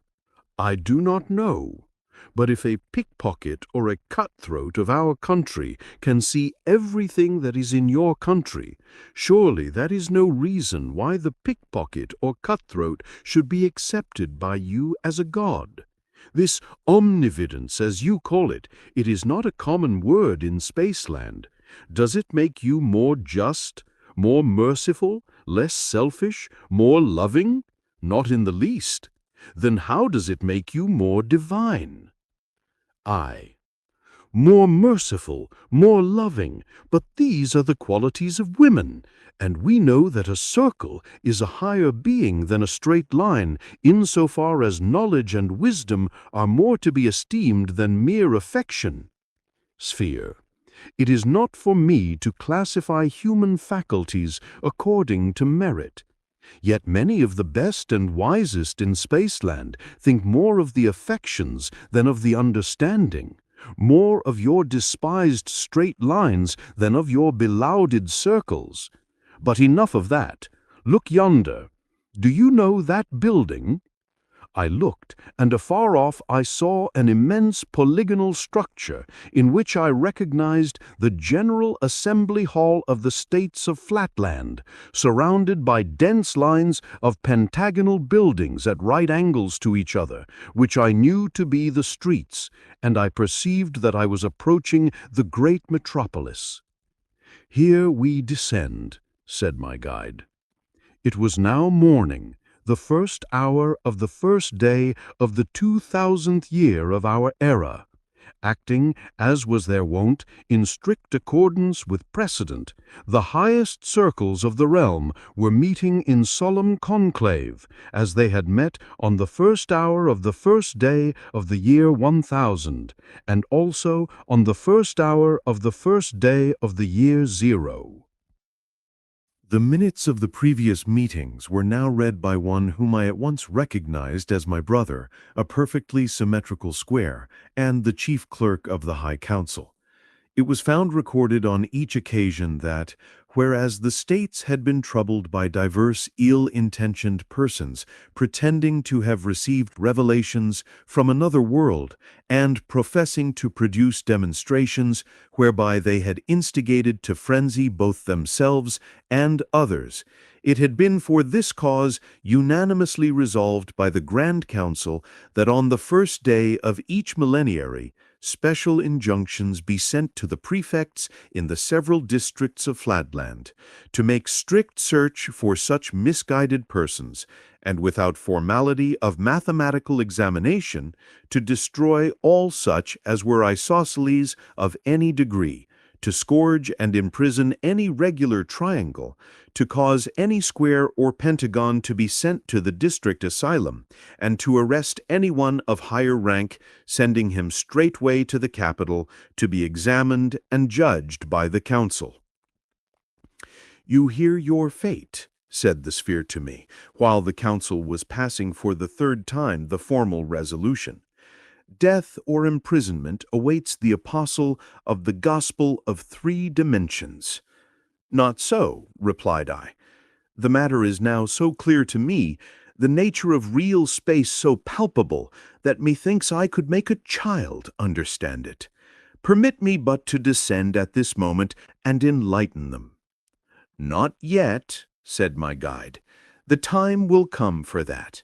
Meantime, I must perform my mission. Stay thou there in thy place." Saying these words, he leapt with great dexterity into the sea, if I may so call it, of Flatland, right in the midst of the ring of councillors.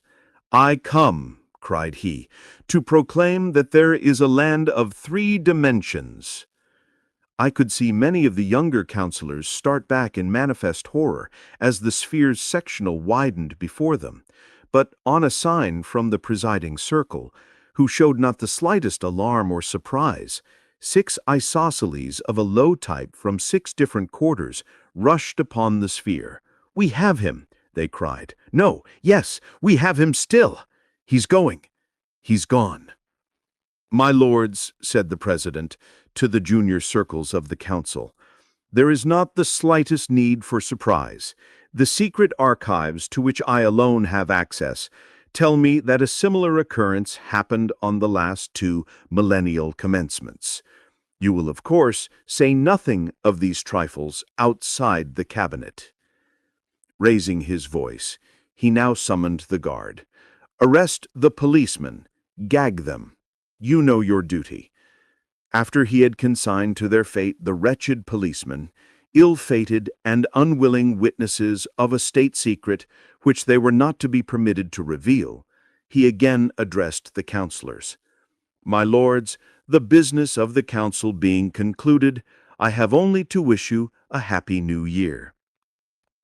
Before departing, he expressed at some length to the clerk, my excellent but most unfortunate brother, his sincere regret that, in accordance with precedent, and for the sake of secrecy, he must condemn him to perpetual imprisonment, but added his satisfaction that unless some mention were made by him of that day's incident, his life would be spared. Section 19. How, though the sphere showed me other mysteries of Spaceland, I still desired more, and what came of it. When I saw my poor brother led away to imprisonment, I attempted to leap down into the council chamber, desiring to intercede on his behalf, or at least bid him farewell. But I found that I had no motion of my own. I absolutely depended on the volition of my guide, who said in gloomy tones, "Heed not thy brother. Haply thou shalt have ample time hereafter to condole with him. Follow me." Once more we ascended into space. "Hitherto," said the sphere, "I have shown you naught save plain figures and their interiors. Now I must introduce you to solids, and reveal to you the plan upon which they are constructed. Behold this multitude of movable square cards. See, I put one on another, not as you supposed, northward of the other, but on the other. Now a second, now a third. See, I am building up a solid by a multitude of squares parallel to one another. Now the solid is complete, being as high as it is long and broad, and we call it a cube." "Pardon me, my lord," replied I, "but to my eye the appearance is as of an irregular figure, whose inside is laid open to the view. In other words, methinks I see no solid, but a plane, such as we infer in Flatland, only of an irregularity which betokens some monstrous criminal, so that the very sight of it is painful to my eyes." "True," said the sphere. "It appears to you a plane, because you are not accustomed to light and shade and perspective, just as in Flatland a hexagon would appear a straight line to one who has not the art of sight recognition. But in reality it is a solid, as you shall learn by the sense of feeling." He then introduced me to the cube, and I found that this marvelous being was indeed no plane, but a solid, and that he was endowed with 6 plane sides and 8 terminal points called solid angles. And I remembered the saying of the sphere that just such a creature as this would be formed by a square moving in space parallel to himself. And I rejoiced to think that so insignificant a creature as I could in some sense be called the progenitor of so illustrious an offspring. But still I could not fully understand the meaning of what my teacher had told me concerning light and shade and perspective, and I did not hesitate to put my difficulties before him.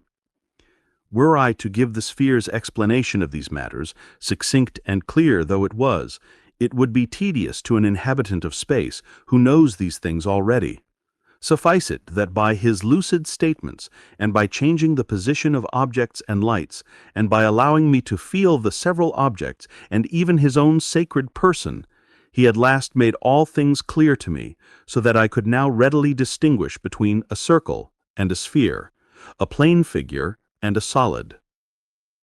This was the climax, the paradise of my strange, eventful history. Henceforth, I have to relate the story of my miserable fall, most miserable, yet surely most undeserved. For why should the thirst for knowledge be aroused only to be disappointed and punished? My volition shrinks from the painful task of recalling my humiliation.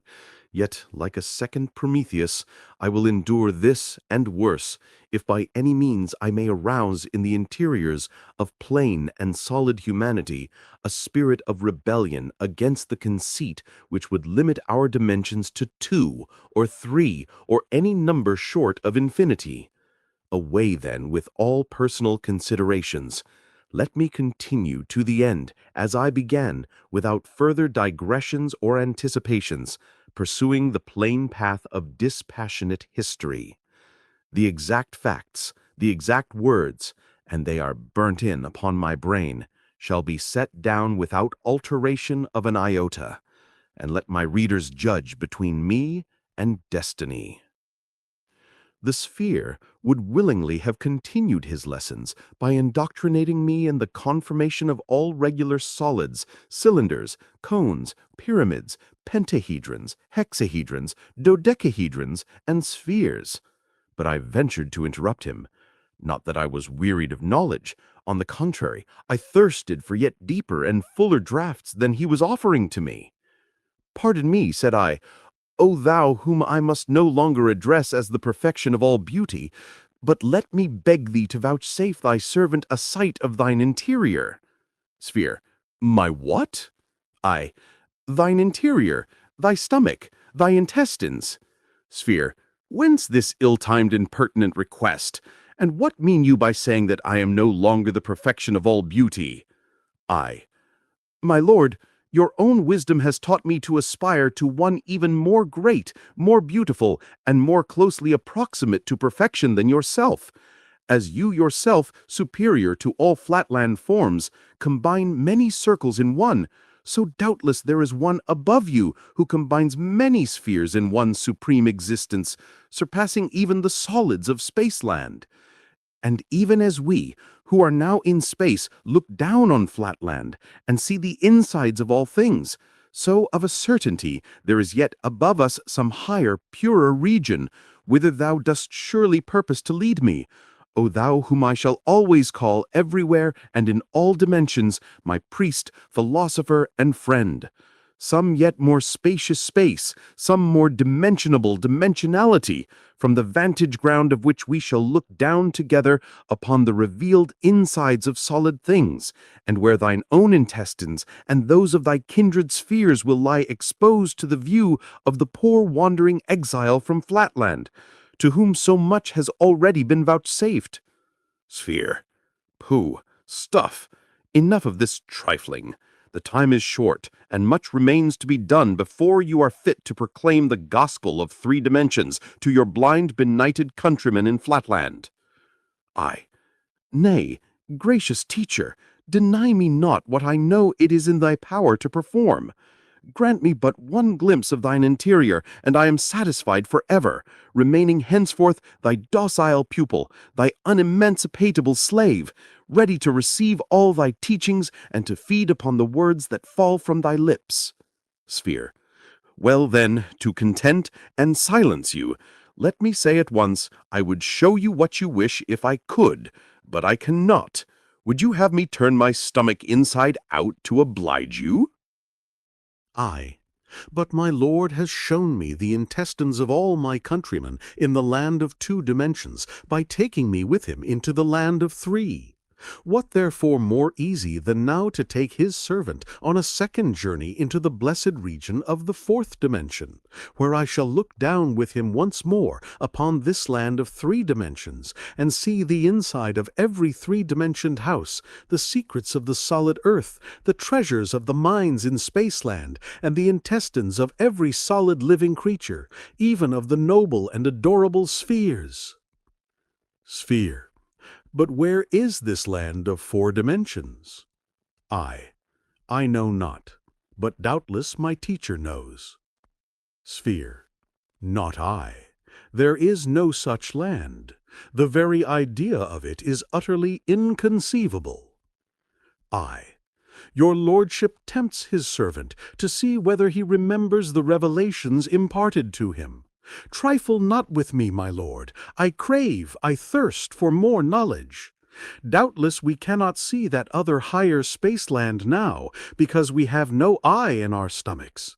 But just as there was the realm of Flatland, though that poor puny Lineland monarch could neither turn to left nor right to discern it, and just as there was close at hand and touching my frame the land of 3 dimensions, though I, blind, senseless wretch, had no power to touch it, no eye in my interior to discern it, so of a surety there is a 4th dimension, which my Lord perceives with the inner eye of thought, and that it must exist my Lord himself has taught me. Or can he have forgotten what he himself imparted to his servant? In 1 dimension, did not a moving point produce a line with 2 terminal points? In 2 dimensions, did not a moving line produce a square with 4 terminal points? In 3 dimensions, did not a moving square produce, did not this eye of mine behold it, that blessed being, a cube with 8 terminal points? And in 4 dimensions shall not a moving cube, alas for analogy and alas for the progress of truth, if it be not so, shall not, I say, the motion of a divine cube result in a still more divine organization with 16 terminal points? Behold the infallible confirmation of the series 2, 4, 8, 16. Is not this a geometrical progression? Is not this, if I might quote my Lord's own words, strictly according to analogy? Again, was I not taught by my Lord that as in a line there are 2 bounding points, and in a square there are 4 bounding lines, so in a cube there must be 6 bounding squares? Behold once more the confirming series 2, 4, 6. Is not this an arithmetical progression? And consequently, does it not of necessity follow that the more divine offspring of the divine cube in the land of 4 dimensions must have 8 bounding cubes? And is not this also, as my Lord has taught me to believe, strictly according to analogy? O my Lord, behold, I cast myself in faith upon conjecture, not knowing the facts, and I appeal to your lordship to confirm or deny my logical anticipations. If I am wrong, I yield, and will no longer demand a 4th dimension. But if I am right, my Lord will listen to reason. I ask, therefore, is it or is it not the fact that ere now your countrymen also have witnessed the descent of beings of a higher order than their own, entering closed rooms even as your lordship entered mine, without the opening of doors or windows, and appearing and vanishing at will? On the reply to this question I am ready to stake everything. Deny it, and I am henceforth silent. Only vouchsafe an answer. Sphere, after a pause.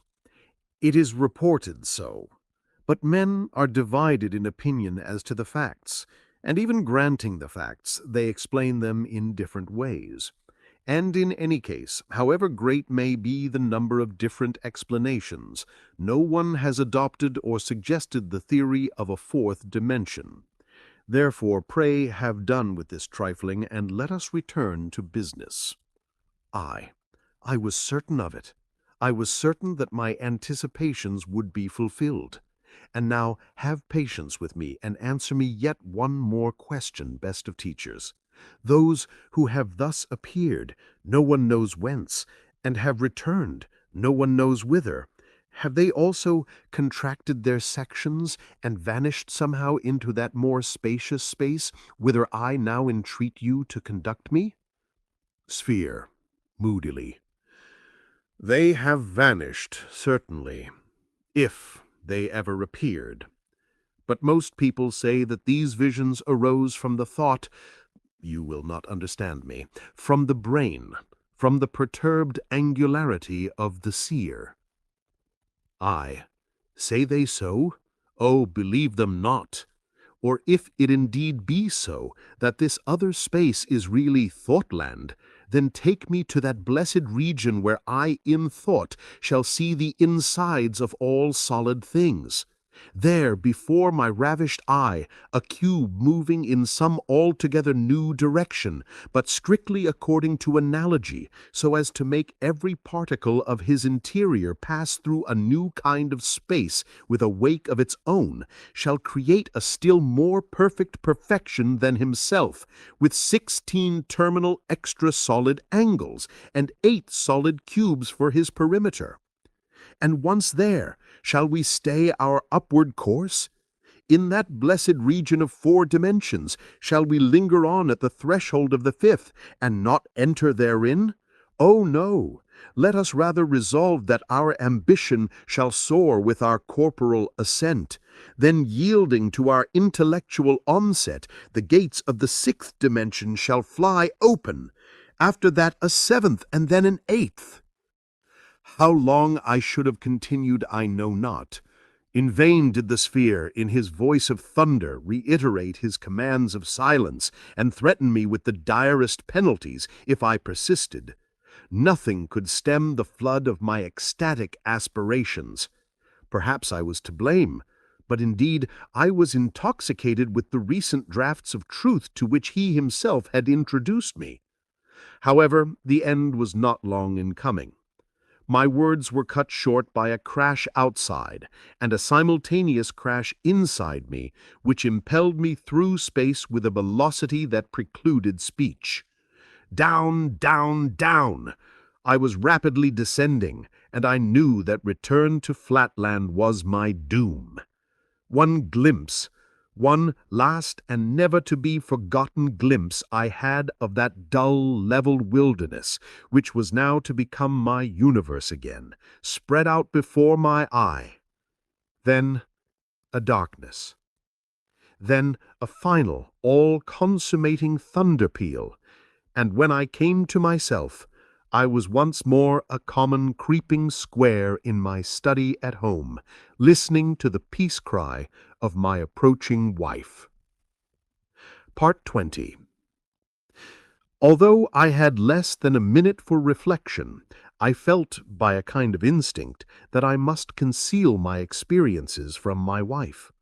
Not that I apprehended at the moment any danger from her divulging my secret, but I know that to any woman in Flatland the narrative of my adventures must needs be intelligible.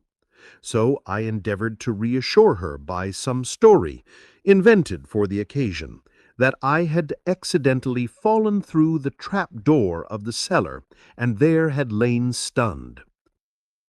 The southward attraction in our country is so slight that even to a woman my tale necessarily appeared extraordinary and well-nigh incredible. But my wife, whose good sense far exceeds that of the average of her sex, and who perceived that I was unusually excited, did not argue with me on the subject, but insisted that I was ill and required repose. I was glad of an excuse for retiring to my chamber to think quietly over what had happened. When I was at last by myself, a drowsy sensation fell on me, but before my eyes closed, I endeavored to reproduce the 3rd dimension, and especially the process by which a cube is constructed through the motion of a square.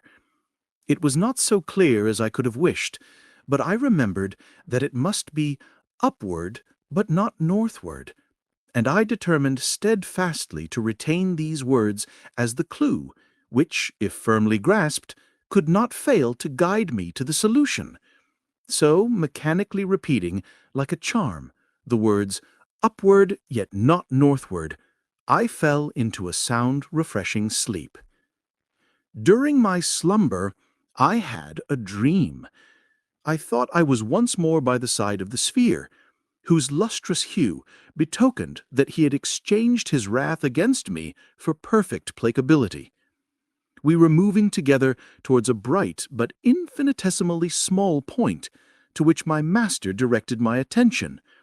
As we approached, methought there issued from it a slight humming noise, as from one of your Spaceland bluebottles, only less resonant by far, so slight indeed that even in the perfect stillness of the vacuum through which we soared, the sound reached not our ears till we checked our flight at a distance from it of something under 20 human diagonals. "Look yonder," said my guide. "In Flatland thou hast lived. In Lineland thou hast received a vision. Thou hast soared with me to the heights of Spaceland. Now, in order to complete the range of thy experience, I conduct thee downward to the lowest depth of existence, even to the realm of Pointland, the abyss of no dimensions. Behold yon miserable creature. That point is a being like ourselves, but confined to the non-dimensional gulf. He is himself his own world, his own universe. Of any other than himself he can form no conception. He knows not length, nor breadth, nor height, for he has had no experience of them. He has no cognizance even of the number 2, nor has he a thought of plurality, for he is himself his one and all, being really nothing. Yet mark his perfect self-contentment, and hence learn this lesson, that to be self-contented is to be vile and ignorant, and that to aspire is better than to be blindly and impotently happy. Now listen." He ceased, and there arose from the little buzzing creature a tiny, low, monotonous but distinct tinkling, as from one of your Spaceland phonographs, from which I caught these words: "Infinite beatitude of existence. It is, and there is none else beside it." "What," said I, "does the puny creature mean by it?" "He means himself," said the sphere. "Have you not noticed before now that babies and babyish people, who cannot distinguish themselves from the world, speak of themselves in the third person? But hush! It fills all space, and what it fills it is.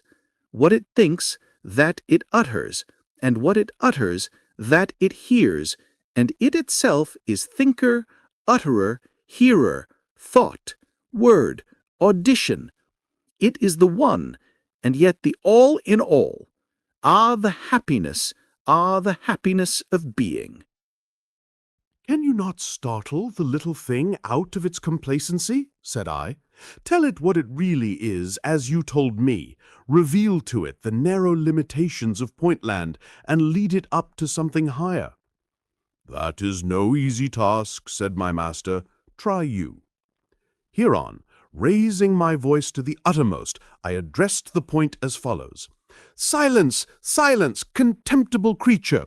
You call yourself the all-in-all, but you are the nothing. Your so-called universe is a mere speck in a line, and a line is a mere shadow as compared with—" "Hush, hush, you have said enough," interrupted the sphere. "Now listen, and mark the effect of your harangue on the king of Pointland." The luster of the monarch, who beamed more brightly than ever upon hearing my words, showed clearly that he retained his complacency, and I had hardly ceased when he took up his strain again. "Ah, the joy! Ah, the joy of thought! What can it not achieve by thinking?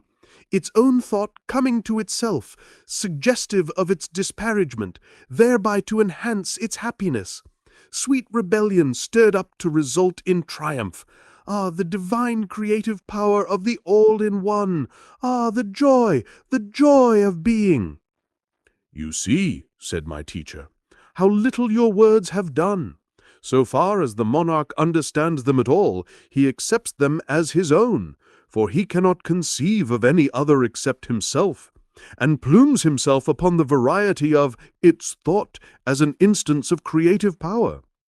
Let us leave this god of Pointland to the ignorant fruition of his omnipresence and omniscience.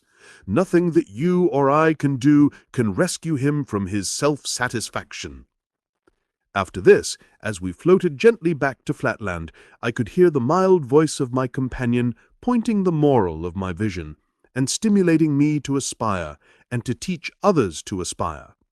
He had been angered at first, he confessed, by my ambition to soar to dimensions above the third, But since then he had received fresh insight, and he was not too proud to acknowledge his error to a pupil. Then he proceeded to initiate me into mysteries yet higher than those I had witnessed, showing me how to construct extra solids by the motion of solids, and double extra solids by the motion of extra solids, and all strictly according to analogy, all by methods so simple, so easy, as to be patent even to the female sex. Section 21. How I tried to teach the theory of 3 dimensions to my grandson, and with what success. I awoke rejoicing, and began to reflect on the glorious career before me. I would go forth, methought, at once and evangelize the whole of Flatland. Even to women and soldiers should the gospel of 3 dimensions be proclaimed. I would begin with my wife. Just as I had decided on the plan of my operations, I heard the sound of many voices in the street commanding silence. Then followed a louder voice. It was a herald's proclamation.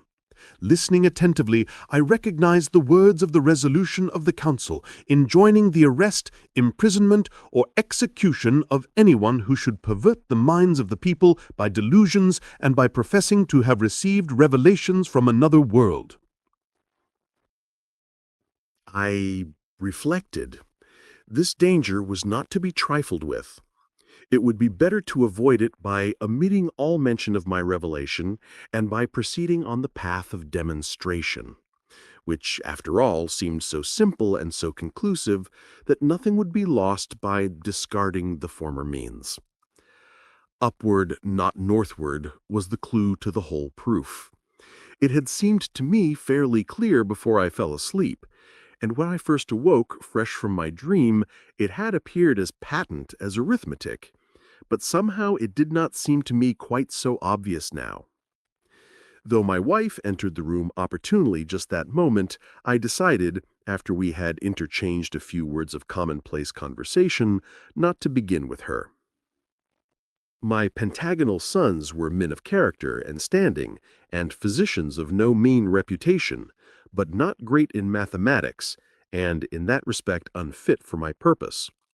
But it occurred to me that a young and docile hexagon, with a mathematical turn, would be a most suitable pupil. Why therefore not make my first experiment with my little precocious grandson, whose casual remarks on the meaning of 3 cubed had met with the approval of the sphere?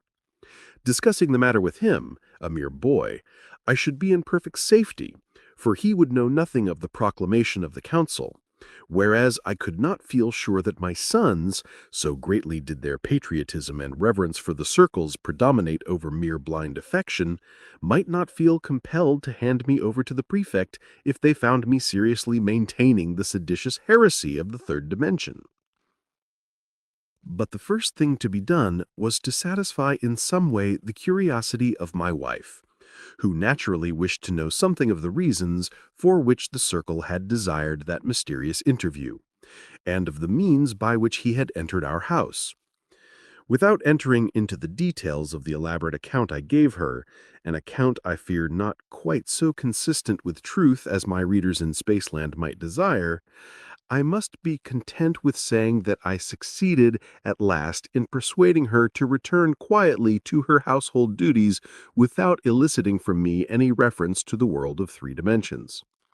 This done, I immediately sent for my grandson, for to confess the truth, I felt that all that I had seen and heard was in some strange way slipping away from me, like the image of a half-grasped, tantalizing dream, and I longed to essay my skill in making a first disciple. When my grandson entered the room, I carefully secured the door. Then, sitting down by his side and taking our mathematical tablets, or, as you would call them, lines, I told him we would resume the lesson of yesterday. I taught him once more how a point by motion in 1 dimension produces a line, and how a straight line in 2 dimensions produces a square. After this, forcing a laugh, I said, "And now, you scamp, you wanted to make me believe that a square may in the same way, by motion, upward not northward, produce another figure, a sort of extra square in 3 dimensions. Say that again, you young rascal."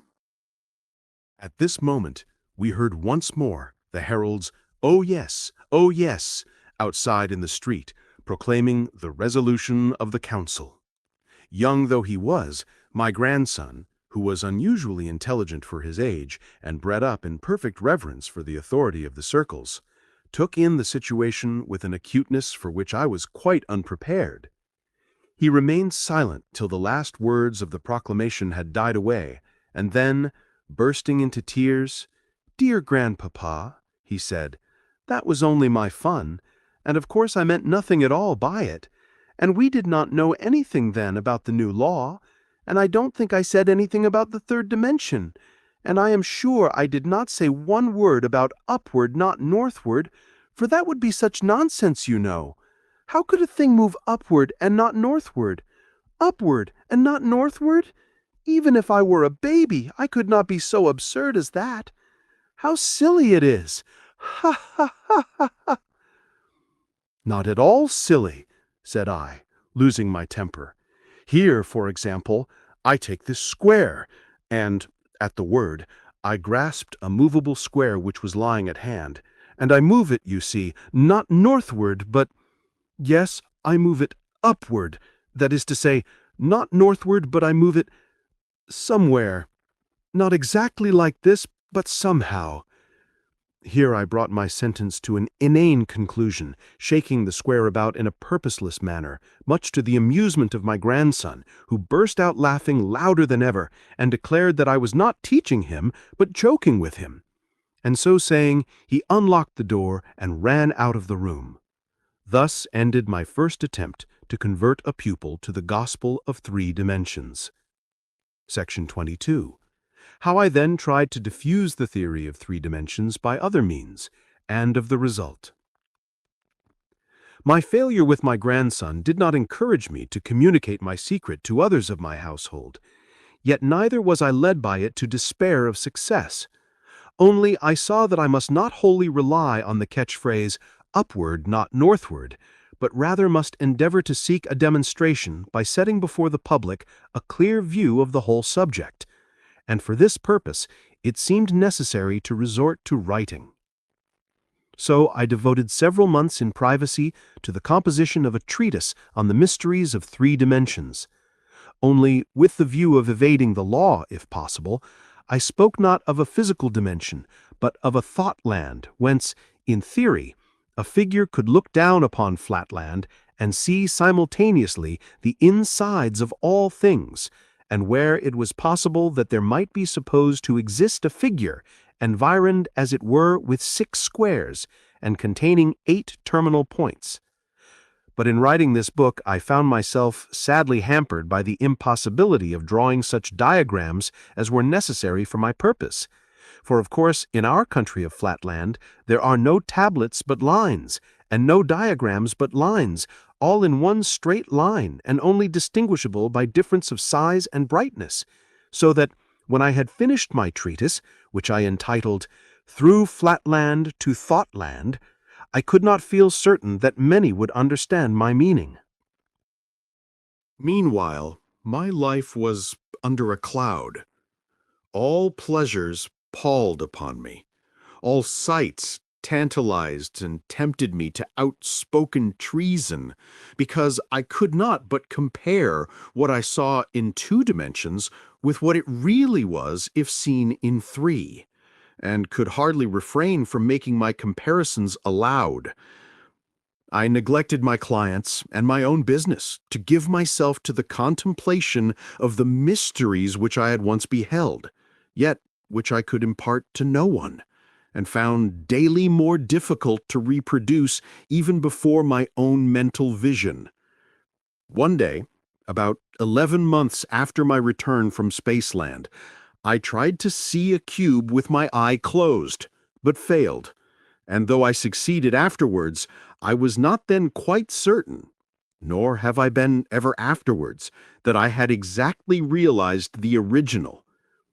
This made me more melancholy than before, and determined me to take some step, yet what, I knew not.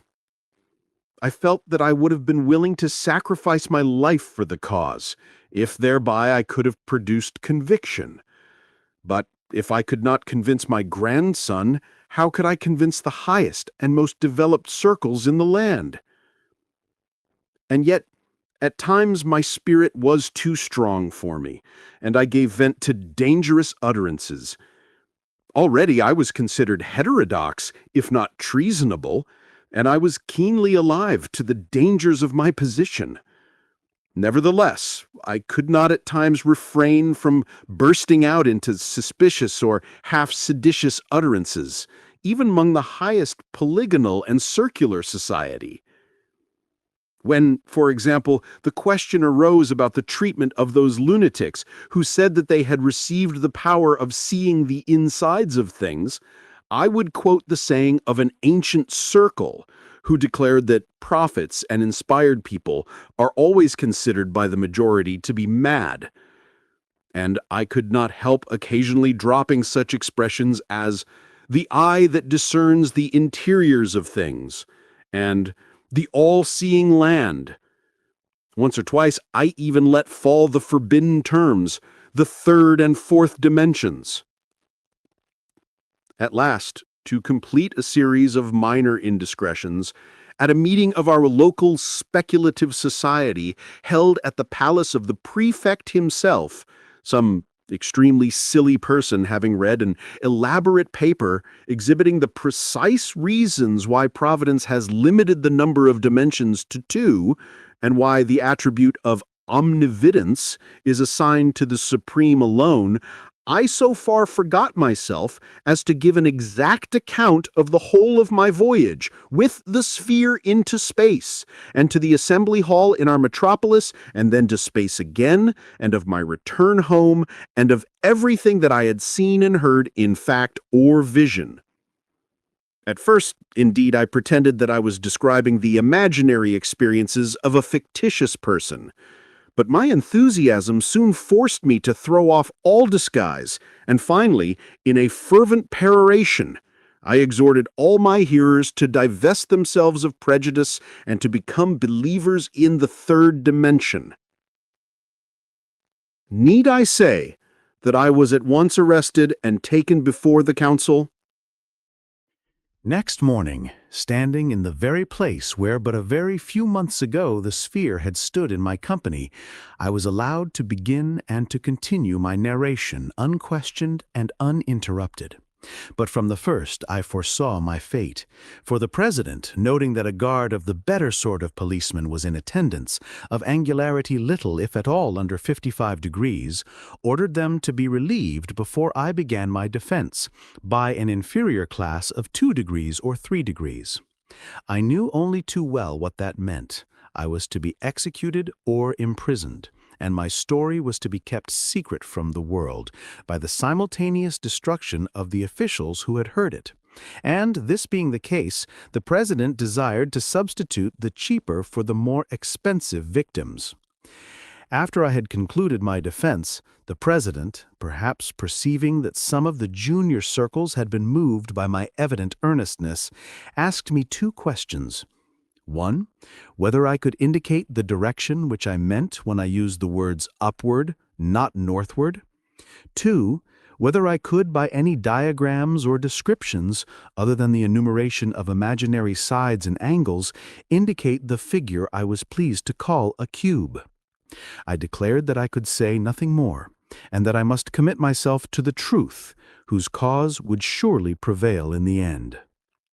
The president replied that he quite concurred in my sentiment, and that I could not do better. I must be sentenced to perpetual imprisonment, but if the truth intended that I should emerge from prison and evangelize the world, the truth might be trusted to bring that result to pass.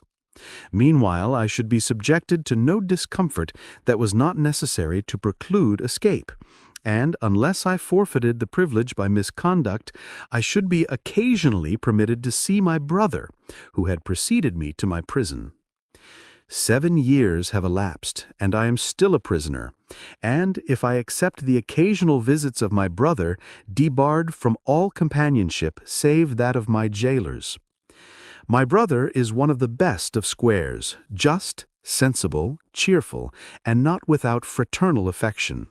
Yet I must confess that my weekly interviews, at least in one respect, cause me the bitterest pain.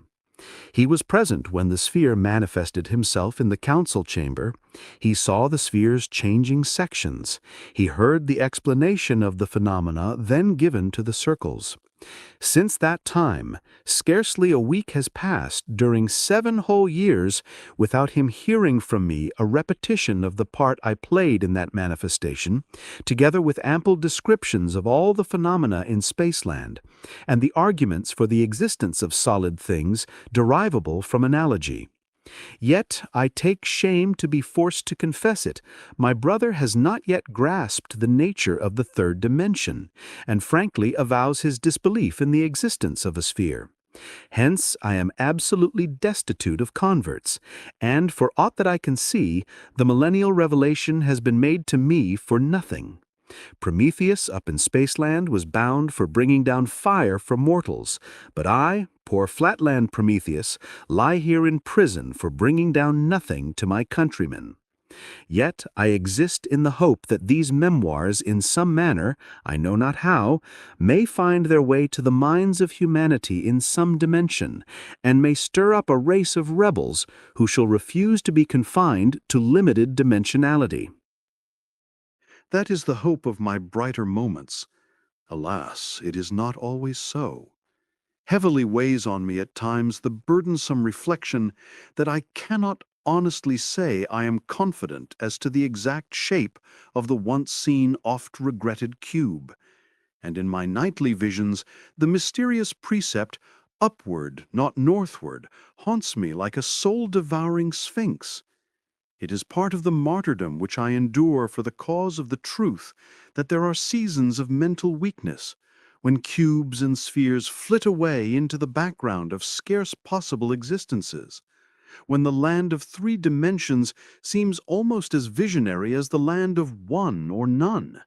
Nay, when even this hard wall that bars me from my freedom, these very tablets on which I am writing, and all the substantial realities of Flatland itself, appear no better than the offspring of a diseased imagination or the baseless fabric of a dream. The end of Flatland. Footnotes. What need of a certificate, a Spaceland critic may ask? Is not the procreation of a square sun a certificate from nature herself, proving the equal-sidedness of the father? I reply that no lady of any position will marry an uncertified triangle. Square offspring has sometimes resulted from a slightly irregular triangle, but in almost every such case, the irregularity of the first generation is visited on the third, which either fails to attain the pentagonal rank or relapses to the triangular. When I was in Spaceland, I understood that some of your priestly circles have, in the same way, a separate entrance for villagers, farmers, and teachers of board schools. Spectator, September 1884, page 1255. That they may approach in a becoming and respectful manner. When I say sitting, of course I do not mean any change of attitude such as you in Spaceland signify by that word, for as we have no feet, we can no more sit nor stand, in your sense of the word, than one of your soles or flounders. Nevertheless, we perfectly well recognize the different mental states of volition implied in lying, sitting, and standing, which are to some extent indicated to a beholder by a slight increase of luster, corresponding to the increase of volition. But on this and 1,000 other kindred subjects, time forbids me to dwell. London, R. Clay, Sons and Taylor, Printers.